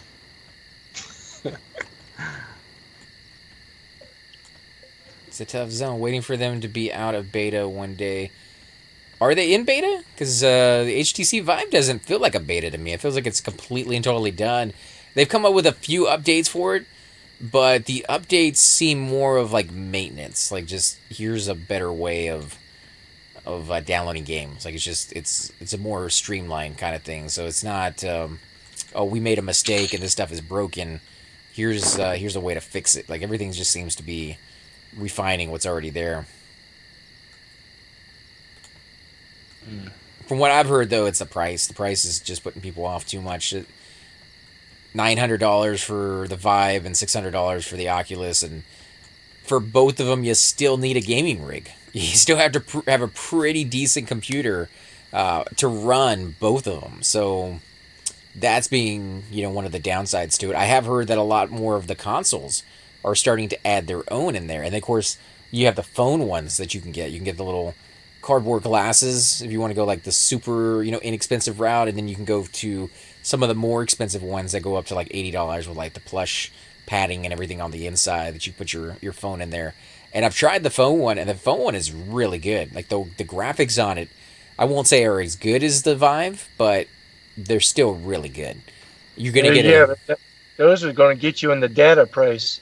Yeah, if you have data on it. Like the plan I have, I got grandfathered in because I've had it for so long that I have unlimited data and I don't have to pay extra for it. So, like, I'm one of the few people that has that one. I can take advantage of it. But, once you download the game, some of them you're not using data at all. You're just using the power on your battery, which, again, is going to be an issue because it's just playing a very high-intensity graphical game. And Some of these phones out there, they can run for a good bit, but when you suck that power out of there like you will on a game like that, it's going to make a big difference. So you might get it down to, instead of 8 hours of battery, you have it down to like 45 minutes. And 45 minutes of gameplay is not a lot. And you don't really want to have them plugged in so you can have the power recharging, because that limits your motion, which is kind of what the Vive is dealing with. That's one of the downsides to it right now, is that it's plugged in both power and plugged into the computer. And they tried doing the wireless thing, but they had a problem with the syncing and the frame rate. As much as they tried with the best technology that they had, they couldn't get that to work. There was a delay. So you moved your hand, and there was a delay in the motion of your hand coming across, to the point that you got really seasick because of it, and just kind of disoriented you more than it should, to the point it's just not feeling as like it could. So they were just like, we'll plug it in. So you have this big cord that runs down your back, and I've seen some people run it up into the ceiling so that it goes up there and it spins around. I thought about doing that, but my entertainment room that I decided to use for the purposes that I created this this man cave where I put my computer and all the old consoles and everything like that. I did that in a converted garage, so the roof is a little bit lower on one half of the garage and a lot higher on the other half. And I don't know, something about my weird quirkiness. I always just assume that if I put that up there, I'm probably going to just surround my neck with a wire and choke myself. Because it's hard to see stuff or feel stuff when you're in that. And one of the biggest things people say when they first take the helmet off after they've been into the VR for a little bit is they're like, wow, this room's a lot smaller than I remember it. Yeah, because you feel like you're in this wide open area while you're inside. And then you take that helmet off and you're just like, oh, not as big as it felt for a little bit.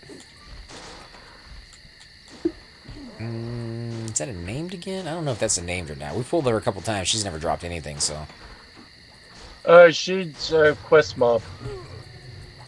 She drops a particular rune for something, I can't remember what.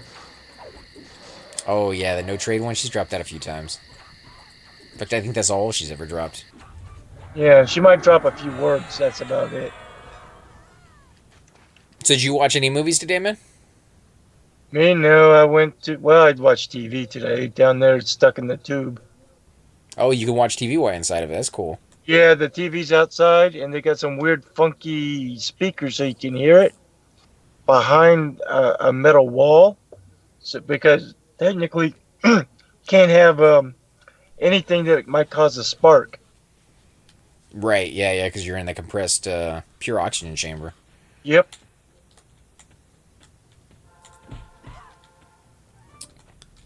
Yeah, I had a dentist that did that once when I was a kid. They put a TV up on the ceiling, so while they're working on you, you don't have to sit there and like look at them. You have something to look at, and I thought that was kind of a clever idea because, I mean, you're sitting in a chair and somebody's working on your mouth. Like, really, you want something to look at, and you don't want to keep looking at them because that's kind of uncomfortable for them. It's kind of uncomfortable for you. And Nibris says, I was told the new Rogue movie isn't that good. Has anyone seen it to give their opinion? Nano actually went to go see it earlier today, and we were talking to him just about an hour ago, and he said it was okay.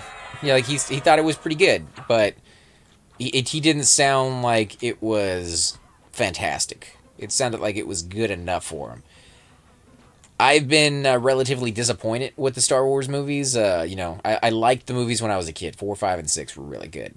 Then they came out with 1, 2, and 3, and I thought with that one dude, Hayden Christensen, I think is his name, was creepy. Like, just if he had played that movie, I can't even get over there to help you guys out. I'm rooted, but if he had played that movie, Cape Fear, where that the dude was going after his daughter and like making it like stalking him and everything, I think he had been that role like from birth. I think his character in Star Wars was one of the creepiest characters I had ever seen in my entire life. And the storyline sucked. They were just abysmal. This one should drop a dagger.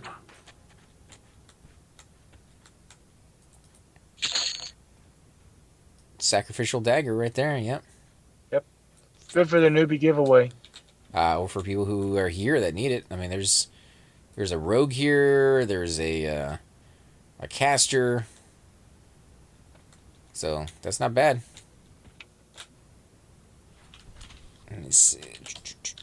Same.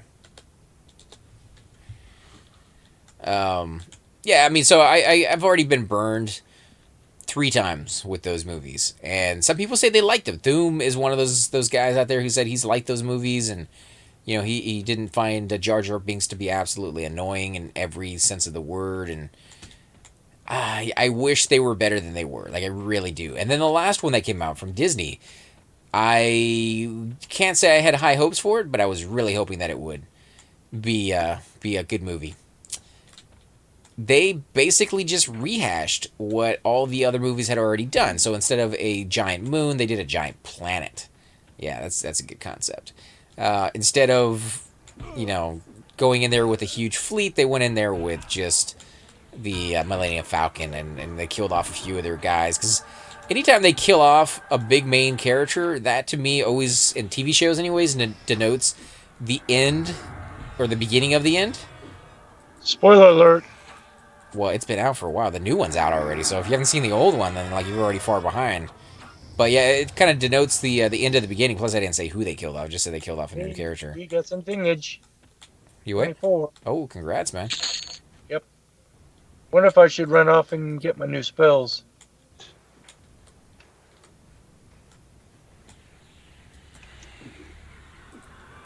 No, because we don't have a healer. AC, if you need a 34 mage, let me know, sir. Oh, thank you, man. Definitely will. 34 is a little high for us at the moment. We're all kind of in our 20s, 27s.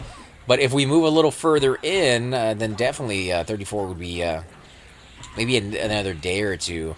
I say day or two, but I'm not going to be here for the rest of the week. I'm actually heading out tomorrow afternoon to go spend some time with my brother and get the whole family's going down there for a few days. Spend some time, so I won't be back till probably Monday if I'm lucky, and we'll pick up the series then. But come on, guys, somebody needs to pick up this little thing. There's 4 minutes left on it.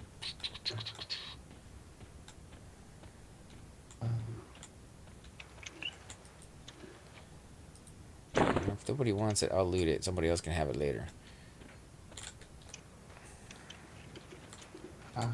But yeah, as far as the Star Wars goes, I'm kind of at that saturation point where, at what point or how many times do you burn me before I'm done with the series? And I'm at that point right now. Like, I'm giving this last movie a shot. I'm gonna watch it. I'm not in a rush to watch it, but I'll definitely watch it. And then if it sucks, if it's not as good as I'm hoping it will be, then I'm done with the series. I'm not gonna watch it anymore, because like 3 really good ones in the 80s, and then 4, this one might be 5 really bad ones in a row, or mediocre ones, like 3 bad ones and then 2 mediocre ones. Not enough to keep it alive. I'll still keep playing the games, because a lot of their games were absolutely amazing when it came to storyline. What's that one called? The RPG one where you get to pick between like good and evil. You could be a dark side or light side. You start up on like a ship that's being attacked, and really has nothing to do with Jedi for like the longest time in that game. And then later on, you learn that you actually have like Jedi powers, and it's really, really cool game. And they even remade it. They did a remastering of that game not too long ago. Is Chantry going to refresh C2? I can drop. Maybe. I don't know. You'd have to ask him that one, man. No idea to...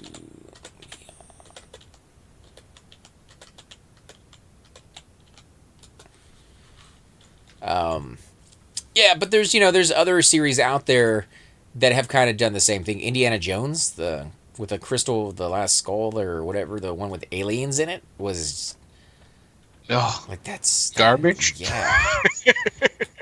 Sounds so negative when I'm like, oh, these movies suck, but like, man, first 3 were really good, dude. Like those Indiana Jones movies were amazing, and then that Crystal Skull one was just like, ugh, like the storyline.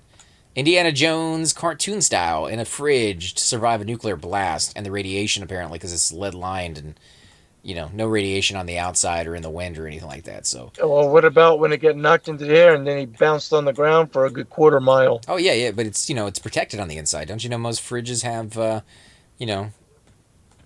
blow up bags or something? I don't know what they were thinking. It has the insulation.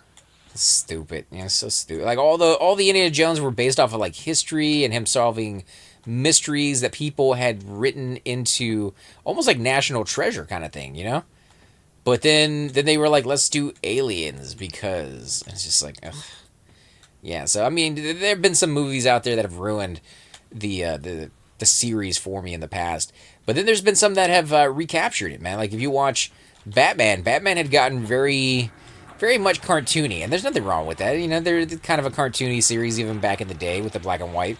But they had gotten pretty cartoony with some of their movies. And then they came out with Batman Begins, and I thought Batman Begins was absolutely amazing. Like, I love that movie. And I thought Heath Ledger's Joker was spot on with a more hardcore Joker that they hadn't seen before. What were you going to say? I was going to say the Heath Ledger Joker I thought was a joke. Oh, you didn't like it? Nope. Oh, see, I like And that. after that, I stopped watching them. Yeah, so I mean, they can't please everyone.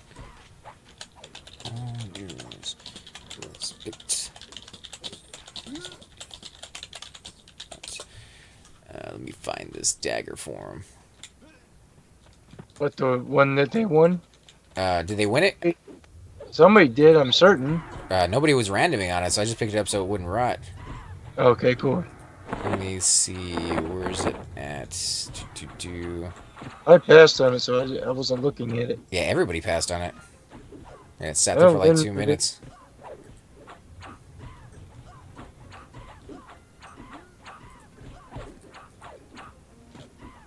Kill these guys. Hopefully they don't pull right away. Yeah, I'm glad somebody can use it. And he's a necro dude, so he can get some intel out of that.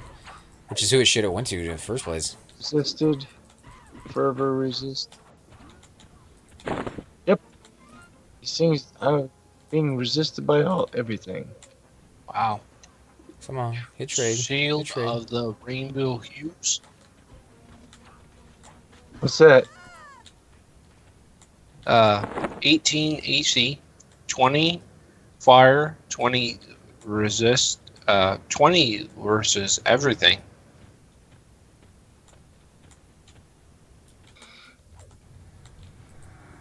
Yeah, so I mean, the Batman kind of picked that up, and then there was series like, I don't know how many of you out there watched Tremors. I thought Tremors, the very first one with Kevin Bacon? Kevin Bacon and the other guy, yeah. It was really good. They had Reba McEntire in there, and the actor who plays Burt was, just fantastic in that role where he played as like the gun-toting nut that everybody, like kind of loves because he was right. Your crazy neighbor with all the guns. Yeah, like down here in Texas, that's like everybody. So like he's just like your neighbor, period. I really liked that one, and then they came out with the second one, and I watched that one. I'm like, not as good. It was the same guy from the first one. It was his friend that was there with Kevin Bacon, and he goes down to Mexico to help stop these things from killing all the people next to an oil pipeline, and they evolve into something else. So I was like, that kind of Ass blasters. Yeah, I don't know if it was ass blasters at that time. I think there was something they called them something, but yeah, it evolves, and the storyline was what it was, and it became more of a cheese movie, almost like the Sharknado ones. And then they came out with the third one, and you could see they like fully embraced the cheese factor of those movies. And that's when I was like, okay, if you're gonna go full cheese, I get it. It's okay. The fourth one came out, and that one was just abysmal. It didn't have the cheese factor anymore. It was trying to go back to its roots of being more of a serious action, sci-fi drama type movie, and they failed on pretty much all of it. So it's just like I'm not really interested in seeing the next one that's coming out. But they go straight to TV now, so it's like really all I'm losing is a few hours. I'm not losing money out of it anymore, but I don't know. It's so many rehashes and sequels. I just don't know where they're ever gonna stop. Give me new content, man. Give me. There was one that somebody was talking about the other night on our stream, and he mentioned it, and I can't remember what the name of it is now, but it was it's a Netflix original, Spectres or oh man, it starts with an S or something, huh? The Wraith? Holy crap, he picked up a Isn't lot. that the one with Charlie Sheen where he turned into some sort of killer car? Charlie Sheen turns into a car? Yeah, some sort of killing car. I don't know what that one is, but no, the one I was talking about is it's military. They're in another country and they're fighting terrorism, and while they're there, ghosts start appearing, and like it's done very nitty gritty, like a real war movie taking place in like a Middle Eastern country fighting terrorism. But at the same time, it's done with sci-fi, and they're fighting ghosts, and they catch it on camera, and they're like, we don't know what this is, and it's not done in like any kind of funny and weird way. It's done as like if this actually happened in real life, this is probably how they would react. And wow, I don't know what that was, but I think it did some damage to everybody. I was out of it. Thank God I'd be dead. Yeah, anybody who likes those types of movies, either like a little bit of horror mixed into it because it's kind of like Ghost, or like sci-fi movies, or even war movies. It was a really, really well done movie. It's a Netflix original, which starting to see a little bit more of those. But I think this is the first one I've seen that actually turned out to be, that good. I'm gonna have to watch that. Yeah, I'll find out the name. In fact, I could look it up on my thing here real quick.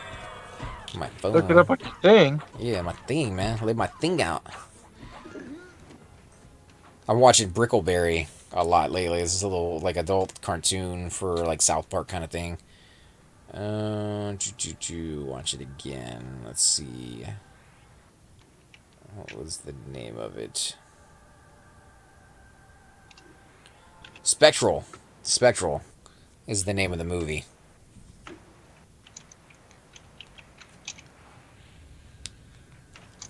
I've only got about an hour left. Before you have to head out? Yeah. So I'll probably cut out like 45 and then run to buy my spells so I don't forget them.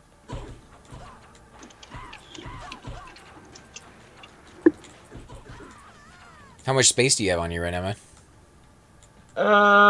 Quite a few bags. I'll give you a whole bunch of space. In fact, I can give them to you now. And you can just gate out. And you could do this for the newbie giveaway. You can trade them to one of my alts. Where's he located? East Common Tunnels probably is the one you'd give it to.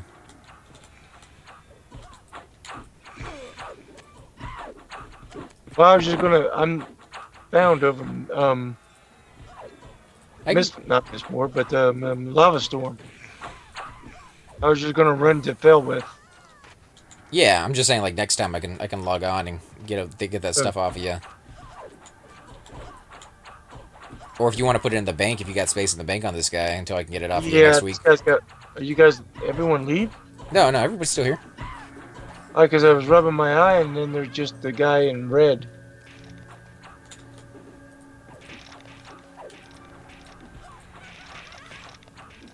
Yeah, I'd like to try out a new movie, something that doesn't continue off of something else. I think Dread. I don't know if you guys ever watched the sequel to that or remake or reimagining. Dread, is fine. Oh man, I love it. I thought it was a good movie too for what it was, but I don't see it fitting in the Dread universe. The cartoons or maybe not the cartoons. The comics were always a bit over the top, and I think the original one with Sylvester Stallone kind of nailed that on the head a little bit more. But this one went with like a more nitty gritty thing, and I felt that if they had just gone with a new title, like don't even say it's in the Dread universe, then people probably would have accepted it for a lot more instead of sitting there kind of complaining about it and being like, oh, this could have been this and this could have been that.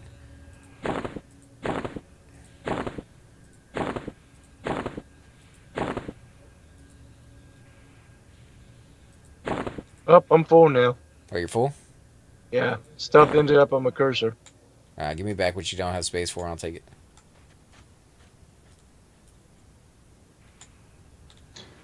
Oh man.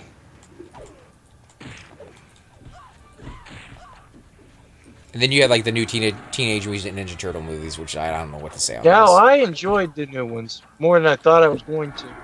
I only tried one. I only watched one of those, and then I was like, I don't know about this. How about the Transformers? I like the Transformer ones, to be honest. I did. I like those. I've watched those all a few times. I know a lot of people give that guy a hard time, and I've seen a few videos online where he's like, "Just do it." You know, like he can be very hard to work with, and he's turned into a bit of a black sheep in Hollywood. But I mean, he did a fantastic job. The Shia LaBeouf guy in the Transformers movies. Hey, see, any of you need a Ghoulbane for a Paladin? Doesn't Vapor Dog a paladin? Yeah, I've got my Googling. Yeah, I don't have one on my Paladin. He's only level 15, though. If you're looking to sell it, let me know. I'll be happy to pay for it. I got a little bit of plat on that guy, so eventually I figured I'd buy one, but I haven't. I don't really play him all that often, so I was like, just kind of wait until the opportune time to do it. But yeah, if you got one you're looking to offload, let me know. I know a lot of you guys like to give us stuff, and we definitely appreciate it, but we like to pay our way as well. We don't like to take advantage of you guys. We know we like to give a lot of stuff away too, but I mean, if you guys are going to throw it down our throats, we'll take it from you. But like I said, we like to pay, so make it where it's not just us taking from the community. We like to give back as much as we possibly can. Oh, I'm not paying attention. There we go. Get C2 for the last hour you're here, dude. Yay, that'll help me recover mana faster.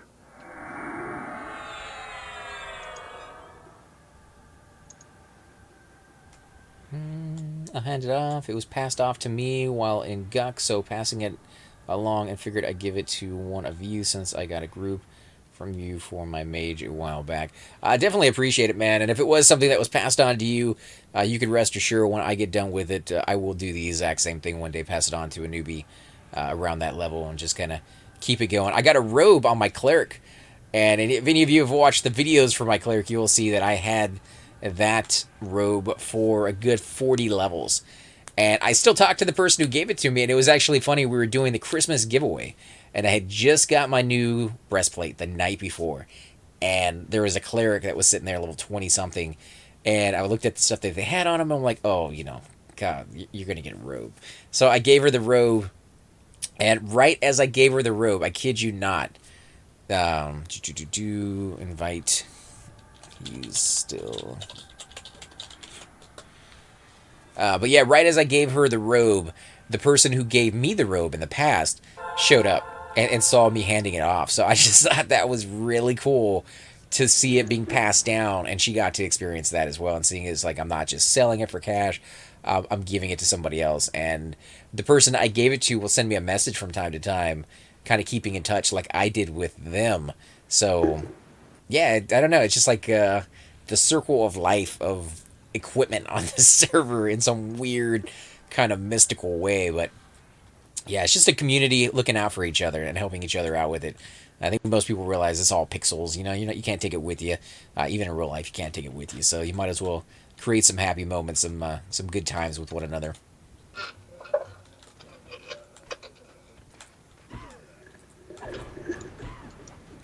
And they're starting to come over and treat me like a dang high elf. Who's that? Oh, you're a cleric, dude. You're a cleric, man. You got to be really far away from any of the mobs. And even then, the best thing you can do is stand up on pools. If you see a pool coming in, just stand up and then sit back down. It's a pain in the butt, and it does cost you a little bit of mana sometimes if you don't time it right. But yeah, it's a thing. Wow, that took off a lot of weight off me, dude. Are you even able to move anymore? Hey, yeah. What, are you saying that my dwarf is stronger than the ogre? I can carry up to 217 pounds, but with all that gear on me, I was overweight. I'm overweight too, but my max is 129. I'm still moving around. Nibers tossed me a granite face grinder when I started before I knew he was a streamer. He's a good guy, man. He's helped out a lot of people. Oh, there's Vape Dog right there.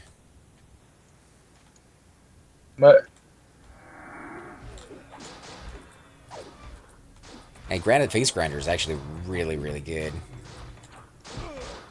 Yep, I got it. It was fun. Not so good for me, but Oh yeah, I mean for like a shaman and certain classes, it's a good weapon, dude. But the community here is just exceptional. Like you won't find anywhere better, in my opinion, or in my experience. I've never found a community that even comes close to the kindness you'll find here. It's fun when you're running through a zone hunting and someone just drops a great weapon on you. That's a huge improvement of armor, though I see a lot more weapons than armor traded. Wow, okay, well that's kind of cool because when we do the newbie giveaways, we tend to trade more armor than weapons. Like weapons are kind of hard to come by when we're doing our farming. So the fact that other people were taking the slack on that one and giving weapons away, while we can give, semi-decent equipment, Rygor armor is usually what we pick out, and it's easy to get. It's pretty quick to get. I say easy relative, to your level. It's pretty quick to get, and it has really good AC and some stats on it. In fact, I'm using a lot of that Rygor armor myself. I'm wearing the breastplate right now. We have a few pieces to give away. I mean, 18 AC, 10 strength, 20 hit points, 5 to cold. Like, that's pretty good for a brand new character. It's better than bronze. And bronze is what you're going to get for a long, long time. So, yeah, I mean, we tend to hand out that kind of stuff. Or go to Najina and get a whole bunch of cloth, the robes, and things of that sort in that area. The book is also pretty good for a caster. So we'll get some of those things. Yeah, and South Row. Najina should be the first place you go to get your first set of weight reduction bags. If you can get in there, man, it's dangerous, dude.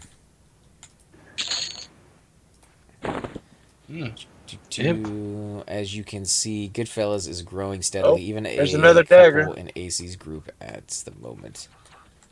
Nice. Where's this guy being pulled from? Behind us? Yep. See that tree over there by the wall? With the 2 gravestones in front of it? Yeah. It's to the my left of it, facing it. Your left of it. Oh yeah, so back there in the area that you told us not to pull from. Yeah, it can spawn right here. There we go. We got some pledges.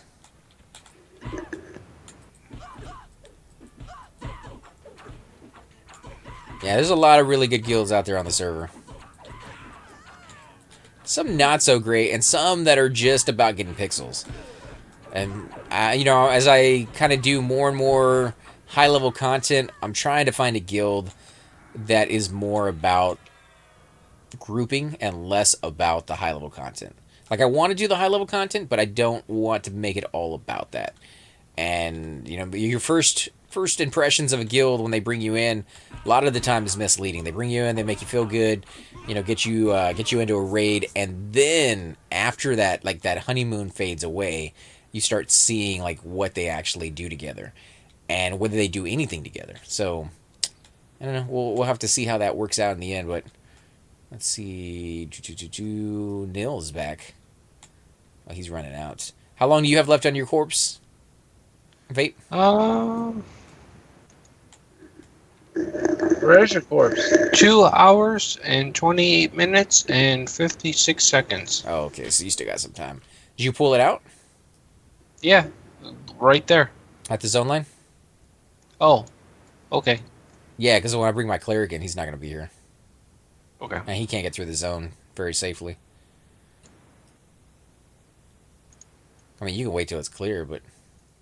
Yeah, go ahead and grab that dagger, dude. And these ringmail gloves? Yeah, you have the space for it. If not, just give them to me, and I'll hold on to it.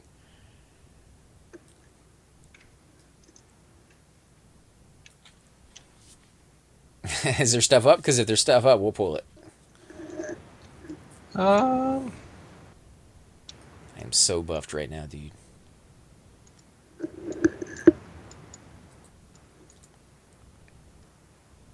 Yeah, we just found out we could do the plate house too the other night, guys. Alar wasn't there with us, but it was Nonal, it was me. We did it with I think were you there, Veep? I think Vape Dog was there with us on his paladin. Yep. And we had a very fantastic monk pooling for us. We had another paladin join us there for just a little bit before he went link dead and probably came back dead later on that week. And we had a enchanter with us from my clerics guild. Oh, and we had Mavis. Mavis was there as well. He died like 15 times that night. It was horrible for him. Yes. So bad. I feel so bad about that. You know, he's just like he was so low level for those mobs. And, you know, like 40 something, 43, 47, somewhere in that range, and you would think that would be good enough, but those giants, they hit hard, dude. Like even level 60s going in those zones can have a hard time tanking them if they don't have, you know, decent equipment. So he just got like three-shotted, like just 1, 2, 3, boom, he's down from the very beginning all the way to full life. It was nasty. Couldn't keep him alive when he took aggro for a second. So yeah, it was interesting, but we found out we could do it with just a group of us. So if we get Alar in there, we get Nonal, me, maybe Vape in there to tank it. Once he finally does get his boots and his gloves, it's gonna help him out a lot too. Oh. And gotta get those, man. Gotta get your stuff, get that faction. Because you know you're gonna want to. Because if we can get in there and start farming that area ourselves, and we get you a breastplate, dude, like you're gonna be like, oh man, why didn't I get the faction? Because you're gonna want to go turn that in immediately. We'll get you. Yeah, but I flawless diamonds. I know where they spawn, but I'm not able to take them out. Oh yeah, I mean, but you worry about the gems later. Like the faction is what you can do right now, and so that's what you should be worried about. And you know, for the boots and the gloves, that's a pretty big improvement for you, most likely. And those are relatively cheap. I think we looked them up, and you could get the boots and the gloves for less than a K for the gems. So that's super cheap for gems for armor, and it does a pretty decent, sizable upgrade for you. So. But yeah, the fact that we can do that pretty much with one group means that we can go in there, we can camp that for our mains, which most of our mains still need a little bit of that plate. My cleric could definitely use some pants and a few tiny little odds and ends there, but you know, nothing fantastic. And then of course Vape still needs his breastplate and his pants and things of that sort. Once we're done with that, we'll definitely have to see if we can get some of you guys in there, or even like in between. Like we're not in too big of a rush to outfit our guys first, but we'll get you guys in there and see if we can get some plate armor for the rest of you. I don't know about arena. Arena seems like it's a little bit harder to pull, so I'm gonna probably need a monk of some sort to help out with that. And we have Chupa and we have ZK. They both have a really good monk. ZK has a high level monk. He's a level 60 monk he could use. And Chupa has a level 40 something monk he could use. Or I could always bring my level monk, my 45 monk, and have maybe Terrafina heal for us or something along those lines. We'll figure it out. But yeah, it's going to require us kind of changing up our group ratio or group setup and just trying to roll with the punches on that one. Because that one, man, those mobs. I saw somebody trying to do it the other night. I think it was Nonal. Nonal and another monk were trying to split pull the arena. And Nonal just kept getting killed, like left and right. And I'm like, you know, I don't mind rezzing you as long as you don't mind dying. And he's like, no, I want to get this. I want to figure this out. And between the two of them dying again and again, I think they might have died like 20 times that night.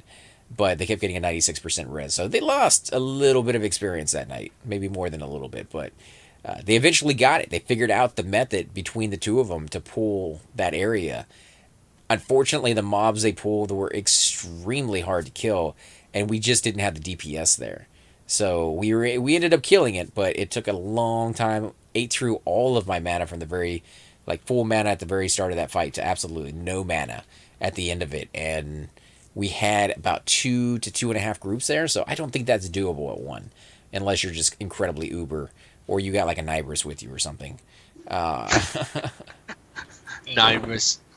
Woo! Yeah, he kicked some butt that night that he was there, man. He had a pet from like I don't know where.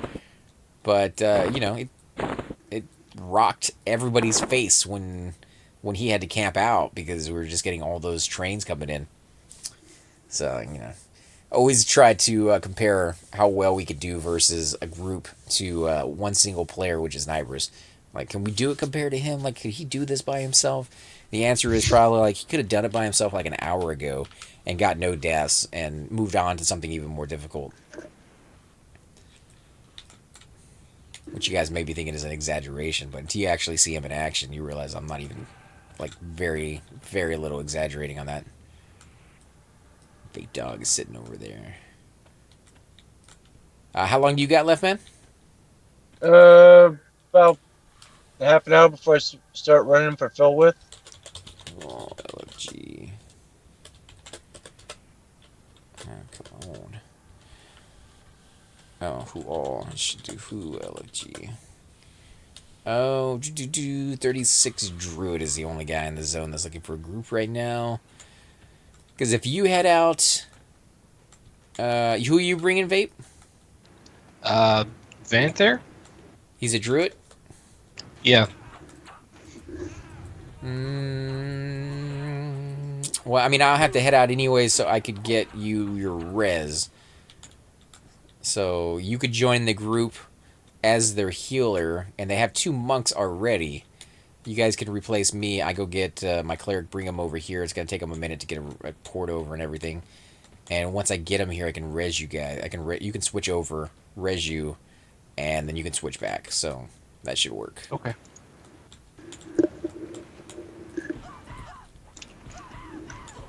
I'll just make you leader while I'm gone, so. Someone's out. Oh, someone just died. That was our monk. Yeah, he was out of range. I couldn't heal him. I don't know if you have mana on you, Vape, if you want to offer him a 0% res. I mean, it may save him a run. It sounds horrible, but it's better than him running back.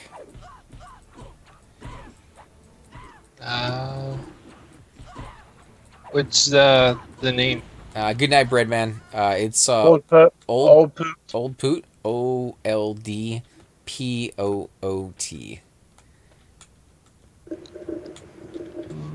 Pooter Pat. Old. Thanks for joining us, man. I hope you have a good night and happy holidays. In case I don't see you before next week, which is probably gonna be a thing. I probably won't be back till Monday. Coming back Friday night, but then you got Saturday and Sunday, which is, you get to be spending time with the family and hanging out with little nieces and nephews and seeing their faces. Res? Failed FD, didn't want to bring them. Oof, yeah. Casters, man. So he ate the death so we didn't have to. I still, like when you look at this helmet, I don't know why, but for the longest time, I always thought that little band right there was the hair that was sticking out from your helmet. Because I didn't really notice this little neck guard right here in the back that kind of goes to your breastplate. I just thought that was part of your breastplate. But then Nano was kind of pointing out, he's like, no, that's part of your helmet. Chin strap. Looks like the chin strap. Yeah, but when does a chin strap go outside of your helmet and then not even go underneath your chin? It's like a back chin slap for the back of your head. They probably did that because it was probably built by ogres who aren't very sophisticated. So you put a reverse chin strap on the outside and the back of your helmet? Yeah, they probably just think of it as like a kerchief and it's just holding a cap on your head. Yeah, it's weird. Like, that one little strip made me want to get rid of this helmet, but it's better than what I was wearing. Or I don't know if I'd say it's better. It's definitely different than what I was wearing. This is what I had on, and this is what I replaced it with. So 10 AC versus 8. That alone makes it pretty nice. 6 strength instead of 5 dex. Strength, I guess, is better, but I like the dex because it gave me the ability to proc more often with my weapon. And then 3 charisma, absolutely nothing, means nothing to me. But the 10 HP off of the other one is nice. And then, of course, it has 10 mana, which, again, 10 mana means nothing to me either. So, each one of them has a stat that means nothing. And I don't know if 5 dex is worth using over 6 strength. And the 10 hit points over the 6 strength. So, plus the 2 AC. I get 2 extra AC with that helmet. I do like the way the other one looks though, so I don't know. I may try them both out and just see how they work. I have the same kind of quandary when it comes to the breastplate that I'm wearing versus another breastplate that I have. And granted, neither one of these is absolutely fantastic. Like there's better options out there, but just looking at like what I have on me, trying to choose between that, I have the giant woven vest, which is 18 AC compared to the enameled black chestplate, which is 25 AC. So 18 to 25, that's a pretty big difference in this game, with just 1 AC sometimes making the biggest difference in whether you live or die, you know. And then I would have to sacrifice though for that extra 7 AC. Yeah, the numbers, guys. Numbers are difficult. 10 strength, 20 hit points, and 5 to cold. So I think the stats are better than the extra AC, but I do know that at like level 50s and stuff, AC is king, and you're just gonna die, dude, because you're running around in circles. I couldn't taunt him off of you because you kept moving, and like in that situation, you need to stand there and root him, or give me a minute to pull him off of you. But when you run around, I can't even get the attack in there or the taunt button. So maybe Vape has some more mana left. He can give you a res. Okay. He's our go-to cleric right now.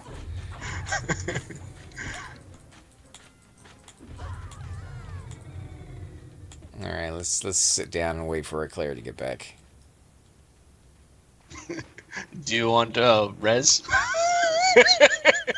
0% res? Oh man. I don't think he'll mind it. Okay. I'm missing spells. Oh, that's the one I'm missing. Find Reaper. Nope, nothing on that one. So many different bodies there.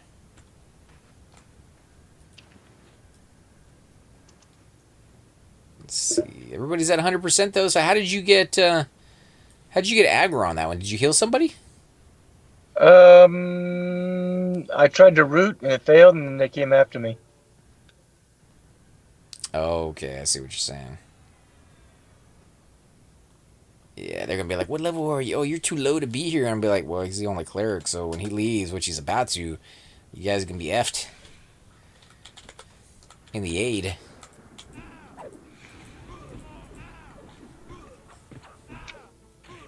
Although you're gonna join them, so I guess they're gonna get a healer in here. Let's see.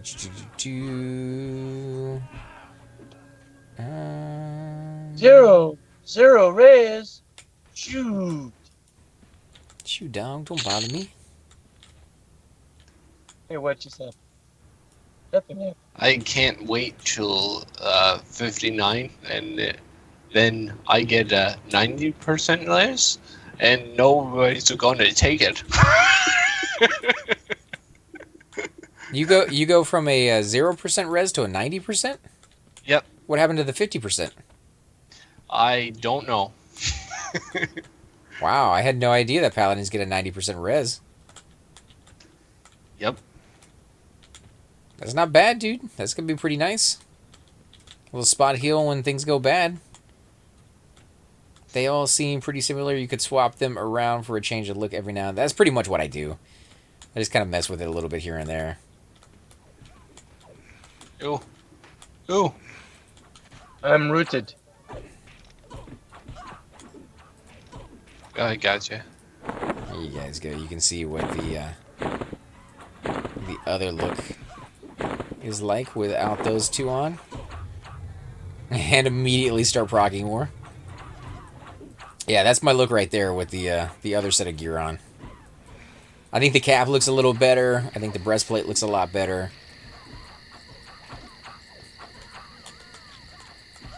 But I lose all that strength that I lose. Yeah, 15 strength overall between the two pieces. 10 for the breastplate, 5 or 6 for the helmet. I think it's 6 maybe for the helmet that I was looking at just a minute ago. And then I gain a little bit of dexterity at it, and I lose all that AC. Although, to be honest, I lose the AC on the helmet, but I gain a lot more for the breastplates. I think I'm still making out with more AC overall with the two on, but...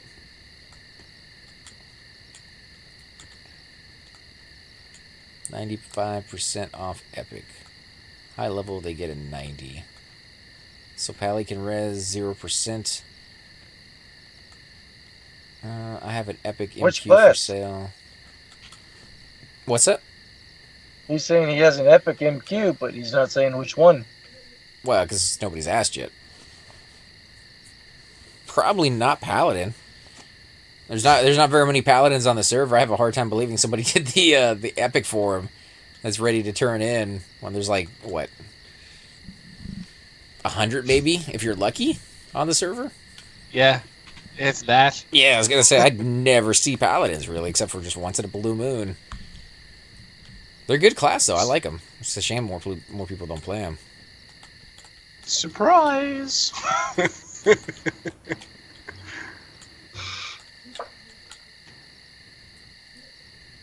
You guys know you love these shorts. Sexy, sexy shorts.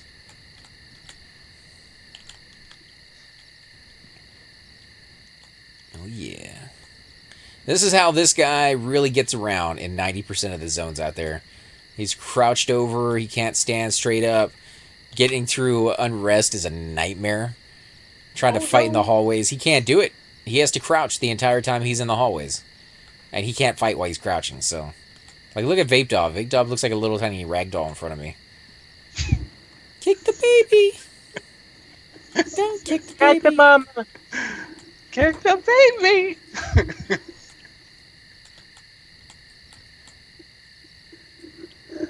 33 warrior, 23 enchanter looking for group. Get the 23 enchanter to join us.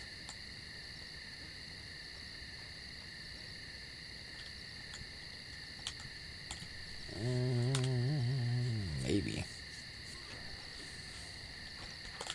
Ah, we got another guy here. There we go. Yeah, this zone, man. During the day, it can be very hard to get into group.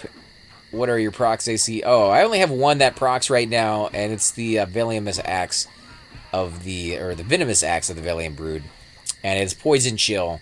It procs a level or a direct damage 85 or 85 point direct damage spell, I guess I should say, on the enemy at level 1. So very much a twink weapon. They nerfed this later on in the game. That's never going to happen on this server, but I can see why. To be honest, it is a lot more powerful than it needs to be. I wouldn't say nerf it completely to where you can't use it anymore.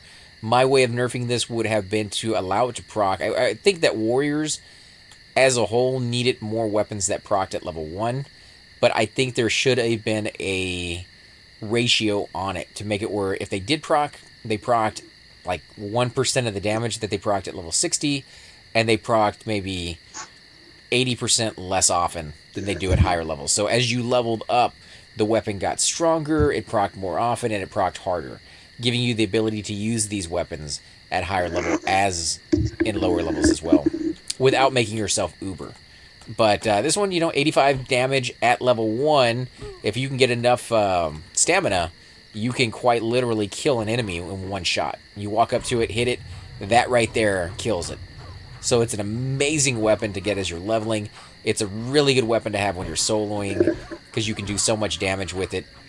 And if you give this guy a fungi tunic and some really good dex in that weapon, like you're walking through the zone and nothing can really touch you. So I see a lot of people using this weapon. It's about 1100 plat. You can get it for about 1k if you're willing to sit there and look for it long enough, and that's what I did. I got mine for 1100. Chupa just bought his for his warrior twink, and he got his for 1200. So, are you very heavy? A little bit, but I can fix that. A little bit. Wow, what's up? I mean, my guy's a freaking ogre, dude. He's very heavy. Yeah, so I got that one, and then I was using the pizza box, the Jade broadsword, and I got a lamentation while I was in Seb one night. It was on one of the golems right next to NG. We killed it. We rolled on it. I won the random, surprising enough. I almost never win anything, but I won the random on that one, which I was quite happy about because I have been playing my warrior more hardcore lately. I've been trying to get him up high enough level that we could use him in maybe some other groups and some other raids, and he's just now getting up to that point where it might be a possibility in another 5 to 10 levels to actually have that. So 9 damage, 19 delay. That's a lot better than the Jade. And then the extra strength, stamina, and hit points is really nice. And I have heard of a lot of people saying that we should have 2 of the Lamentations in your weapon slot. So There's a glyph familiar down the exit. Someone want to pull it? No, there's a train out there. So Train coming or going? Ooh. it's sitting in front of us. Oh. And back it up, guys. Back it up.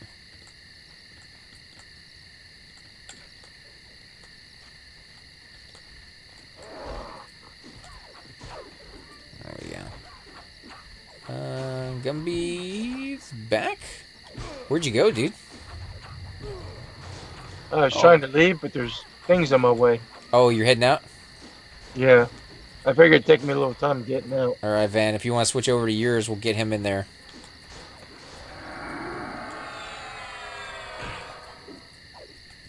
Okay.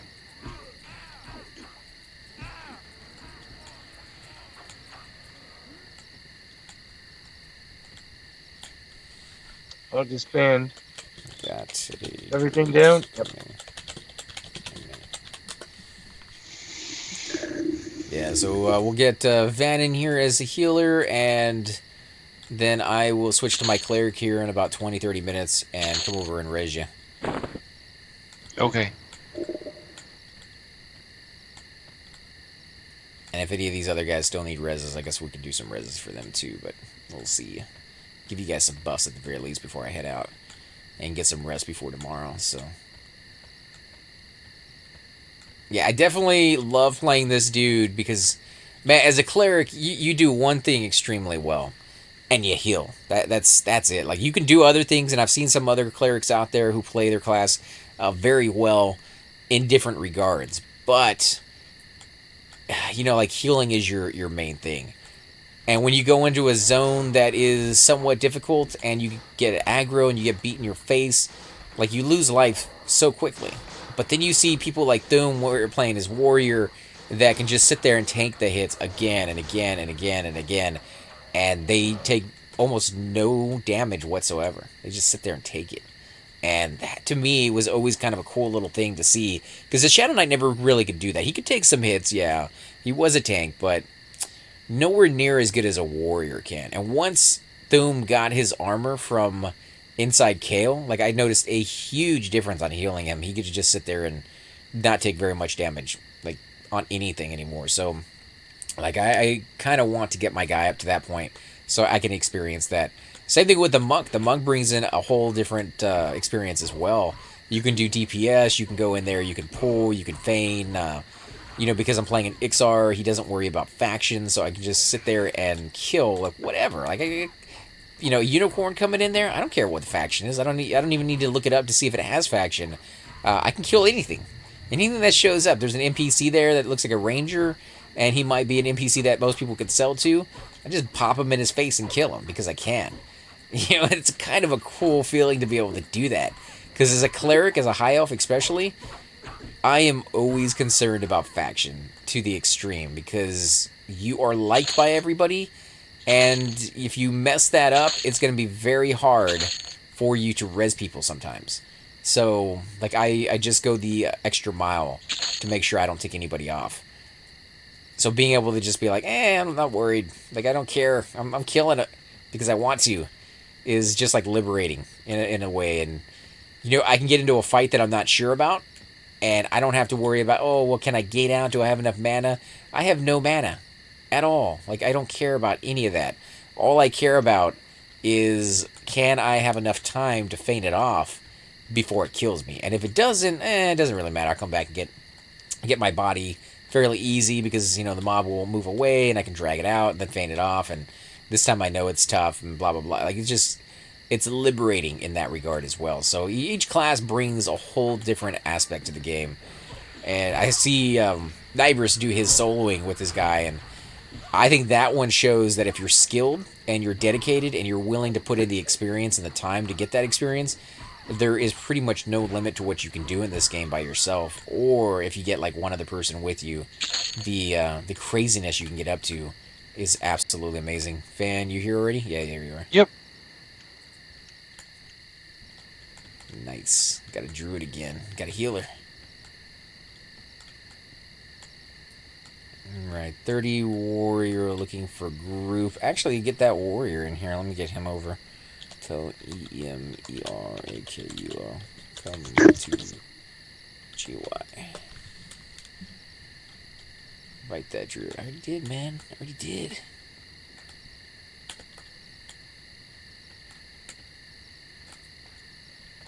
Alright, so I'm going to pass leader to you, and you're going to invite your Miracle, or whatever, the guy that's right there coming in. Make leader. Right there. Alright, you are now leader. Warrior is here. Thanks for group.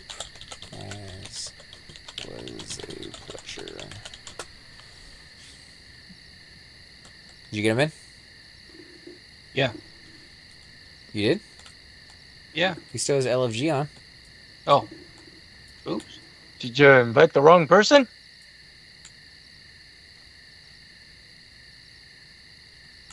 Okay. Alright, let me see if I can get my guy out without training everybody. And then I will switch over to my cleric and come over here and res your dude.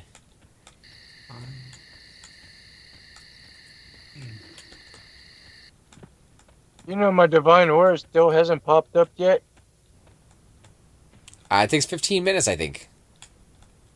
It's not a very fast spell at all.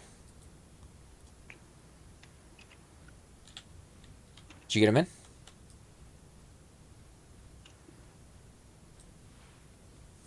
Alright, let me, You have two, actually. You get one at a low level, and then you get another one later on, and they both actually can be up on your hotbar. So if you're willing to have the placement there, you can use two. And in some places, you might like to have that, because one will wear off, and they'll immediately come over there and bash your face in again. You can give yourself another 15 seconds. And 30 seconds in a fight is the fight. Like, that's usually from start to finish, that's going to be more than enough. So, yeah, probably within your best interest to have both of them There up it in some is. places. Finally released itself. What's that? Divine aura. Just as you was talking, said, "Putting, hey, you can use me now." Oh, you don't need me now? Oh, too bad. If you need me now, take away the... you have a druid by chance, dude? Or anybody that Me? can port? Yeah. Yeah, I have a druid, but no porting yet. It's only like level 2. Gotta level the dude up, man. Get that portness in there. Dun, dun, dun, dun. Where is my cleric, actually? He is in Steam Font. That's right. He's in Steam Font, so I can just run over. I don't even have to do anything. I don't need a port. I don't need no filthy ports. Dun, dun, dun, dun. This picture... Wasn't this bigger? Didn't this used to take up the whole screen, when the loading screen, when you used to see EverQuest and the girl in there and all the little tiny pictures on the side? I thought that used to take up the whole screen, not just like a little tiny piece in the middle. Yeah, because when this was created, they didn't have very many widescreen monitors. Right, but isn't there, again, you're asking for people who are already donating so much time to do more, but do you think there's a way in the coding to go in there and make it where it could take up the whole screen, or do you think that's just not part of the coding? Like, that would just be... I think they could do it, but it would be all stretched out and look strange. Yeah, I guess that could be it. You think maybe they could recreate it? Like, somebody could recreate that in HD? With a different... with a different image? Like, go in there and look at the image and be like, oh, let me capture that from the same angle and put those little pictures in there, and it wouldn't be completely classic, I guess. I mean, it would be very hard to get that, 100% absolutely the same way, but it'd be cool to try. I mean, I don't know if you could do it, but just so that you could see this game in HD. Because I mean, you say the same thing about the game itself wasn't meant to be played in HD, but I'm playing it on an HD monitor right now, 1920 by 1080, which is bigger than I had back in the day, and the game doesn't look stretched out to me. I'm just able to see more of the picture. The character doesn't look smaller than he does. I don't remember my guy looking, any bigger than he does right now. So I don't know. I have no idea on those things. You can scale it up with minimal pixelation. The higher S3D textures are made that way. Okay, so maybe the game can be scaled up fairly easy, but the picture maybe can't be? Or are you saying for both? S3D textures are made that way. Yeah, so he's probably talking about the game being able to operate that way.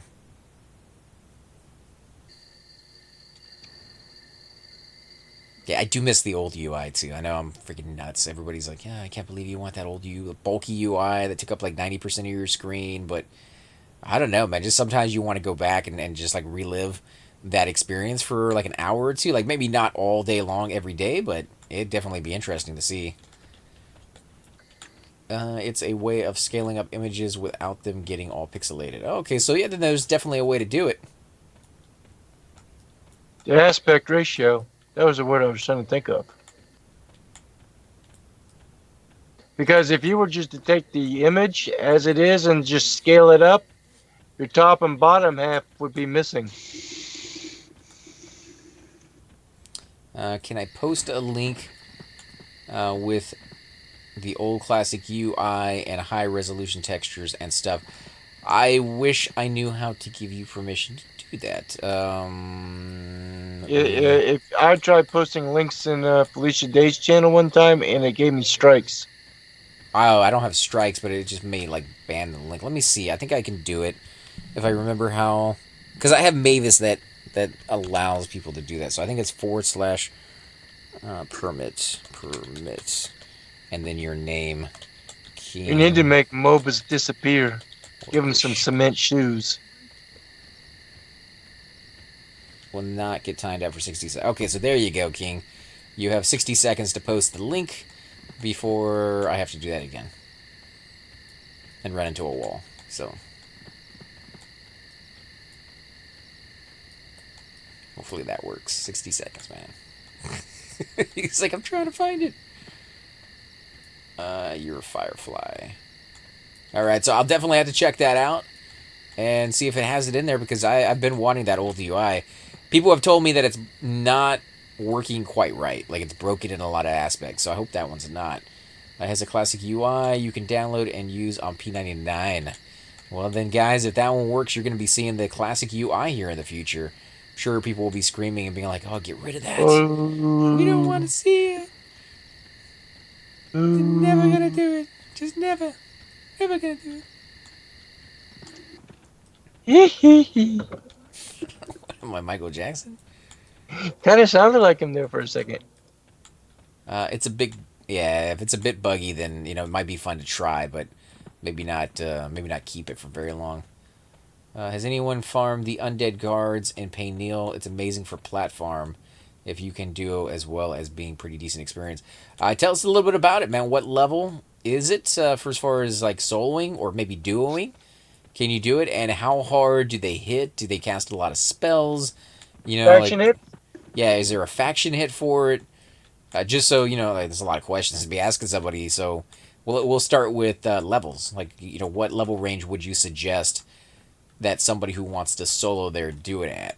And is it soloable for all classes, or do you think it has to be like root rotted because it hits so hard? Oh, this guy's dead. He has equipment. Someone's over here killing guards and Phil with you. He's not on. There are 2 sets of guards at the area and no faction hits at all. Alright, so there's 2 sets, so there's not a whole lot. So again, if you're going to be doing it with somebody and you're killing them really quickly, then maybe not the best spot for you. What about level? Proud the command or use mod to permit people. Yeah, Richard, some of the stuff you tell me,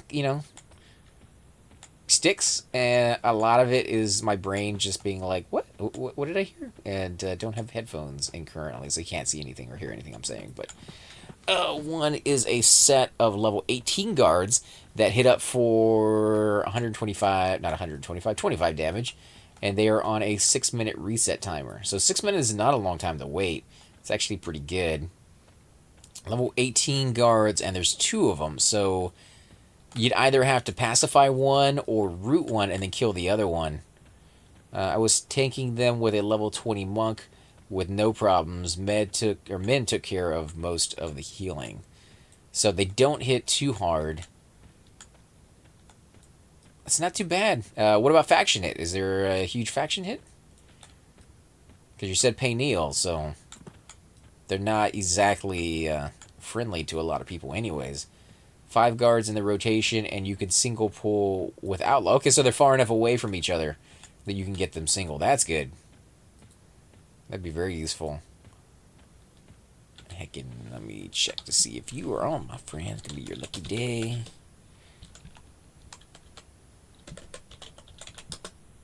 And you are, and you're still looking for a group. And your corpse is too old to get a res. Dang it. Alright, well, you know, we definitely try. Let's do... Somebody told me you could do a who all %T, but it doesn't work. Like, I don't know what the command to get that to work is, but it'd be amazing if there was one. Definitely love to be able to use it. Too old. I should just check to see if they're too old, because if they're too old, it doesn't really matter if they're on anymore. That dude's all the way in gut bottom now. He's level 39. How did he die out here, level 39? No factions to the guard, so that's amazing. That means anybody can do that. They can be soloed, but it's far more efficient to duo. In 5 hours, I made almost 600 plat with a guildie. Wow. So they drop, on average, how much platinum do you think? Or are you getting weapons off of them and then selling them inside at some vendor? Is it one of those? Because you could do the same thing over right here, killing, is it Trents or something like that in one of the common lands?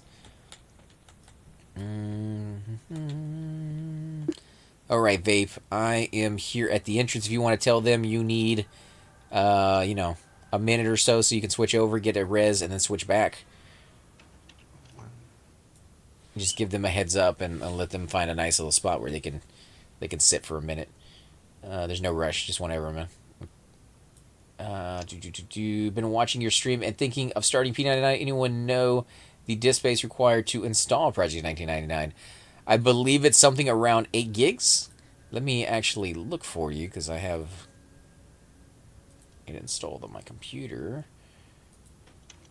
Everquest EMU is 3.8 gigs, actually. Okay, so it's not even as big as I thought it was. Yeah, 3.8 gigs is all it takes up on my computer right now. They drop a shield and sword, bronze, and drop about 1 to 3 plat as coin.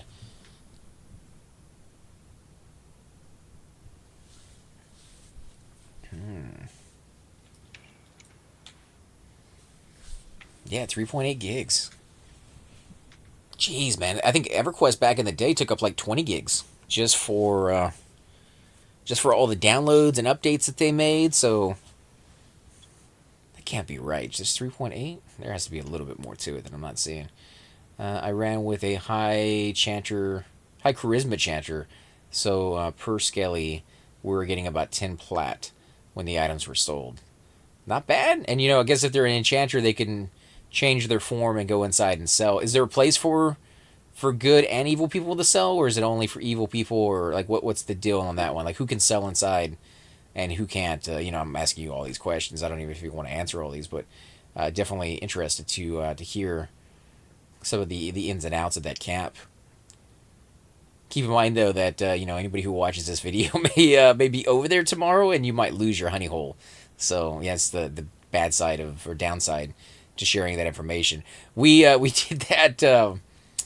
You know, nobody was camping those idols in High Pass for a long time, and we found out that they were worth quite a bit of money. So we did a video for it. I'm not saying like a lot of people watch our video. At that time, I didn't think anybody was watching our videos, to be honest. But we did a couple of videos talking about it, and it seemed like overnight, once those videos aired, which is like a month later after we were done with it, that zone got really busy and people were camping those idols like crazy. We had already moved on to another zone because we had gotten past that level range, but it was interesting to see how like word spreads when they find honey hole. So you may find that there's a lot of people over there tomorrow. I think you got 19 gigs left, so sounds good. Oh yeah, that should be more than enough space. It's not a big game. Only if you have the faction with them can you sell them. The problem with the guards is Paynil is without a super faction grind. They are really hard to get without invis and invis to undead. So what you could do is go there with lots of backpacks, kill those guys, and every so often make the trek all the way across the zone or to one of those huts. And there are several huts in the zone somewhere, if you're familiar with it or you look at the map, that you will be able to sell to. And there you are. So the problem with the so not too worried about a swarm of people going to grind in there. Got to be careful about level 25 guards around the country or courtyard too. So yeah, a few things to be aware of, a few things that you're gonna have to watch out for as well. Have you guys killed the level 25 guards? Do you know if that's good experience, or is there just not a lot of them to be had?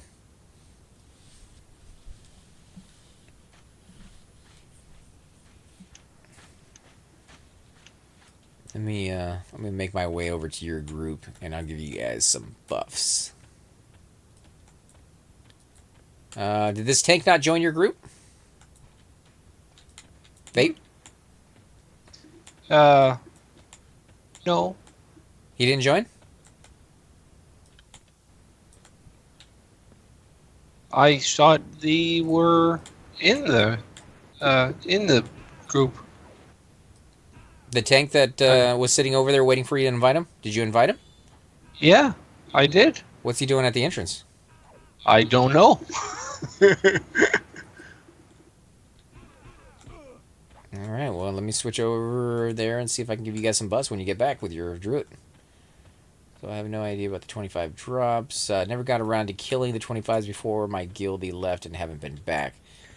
But I would assume the coin drop is a little better, though, with the same gear drops.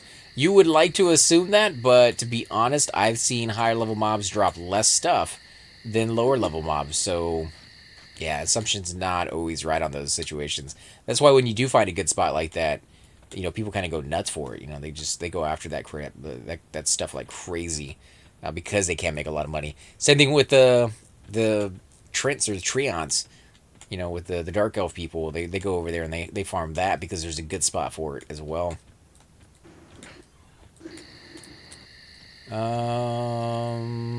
Okay, so the group is gone? Your group broke up?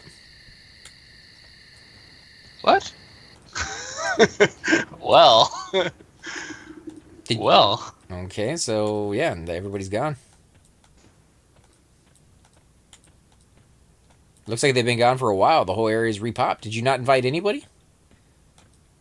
I invited everybody. Okay, well, guys, I think we're going to go ahead and end the episode here. I definitely want to thank you all for watching. I will be back Monday.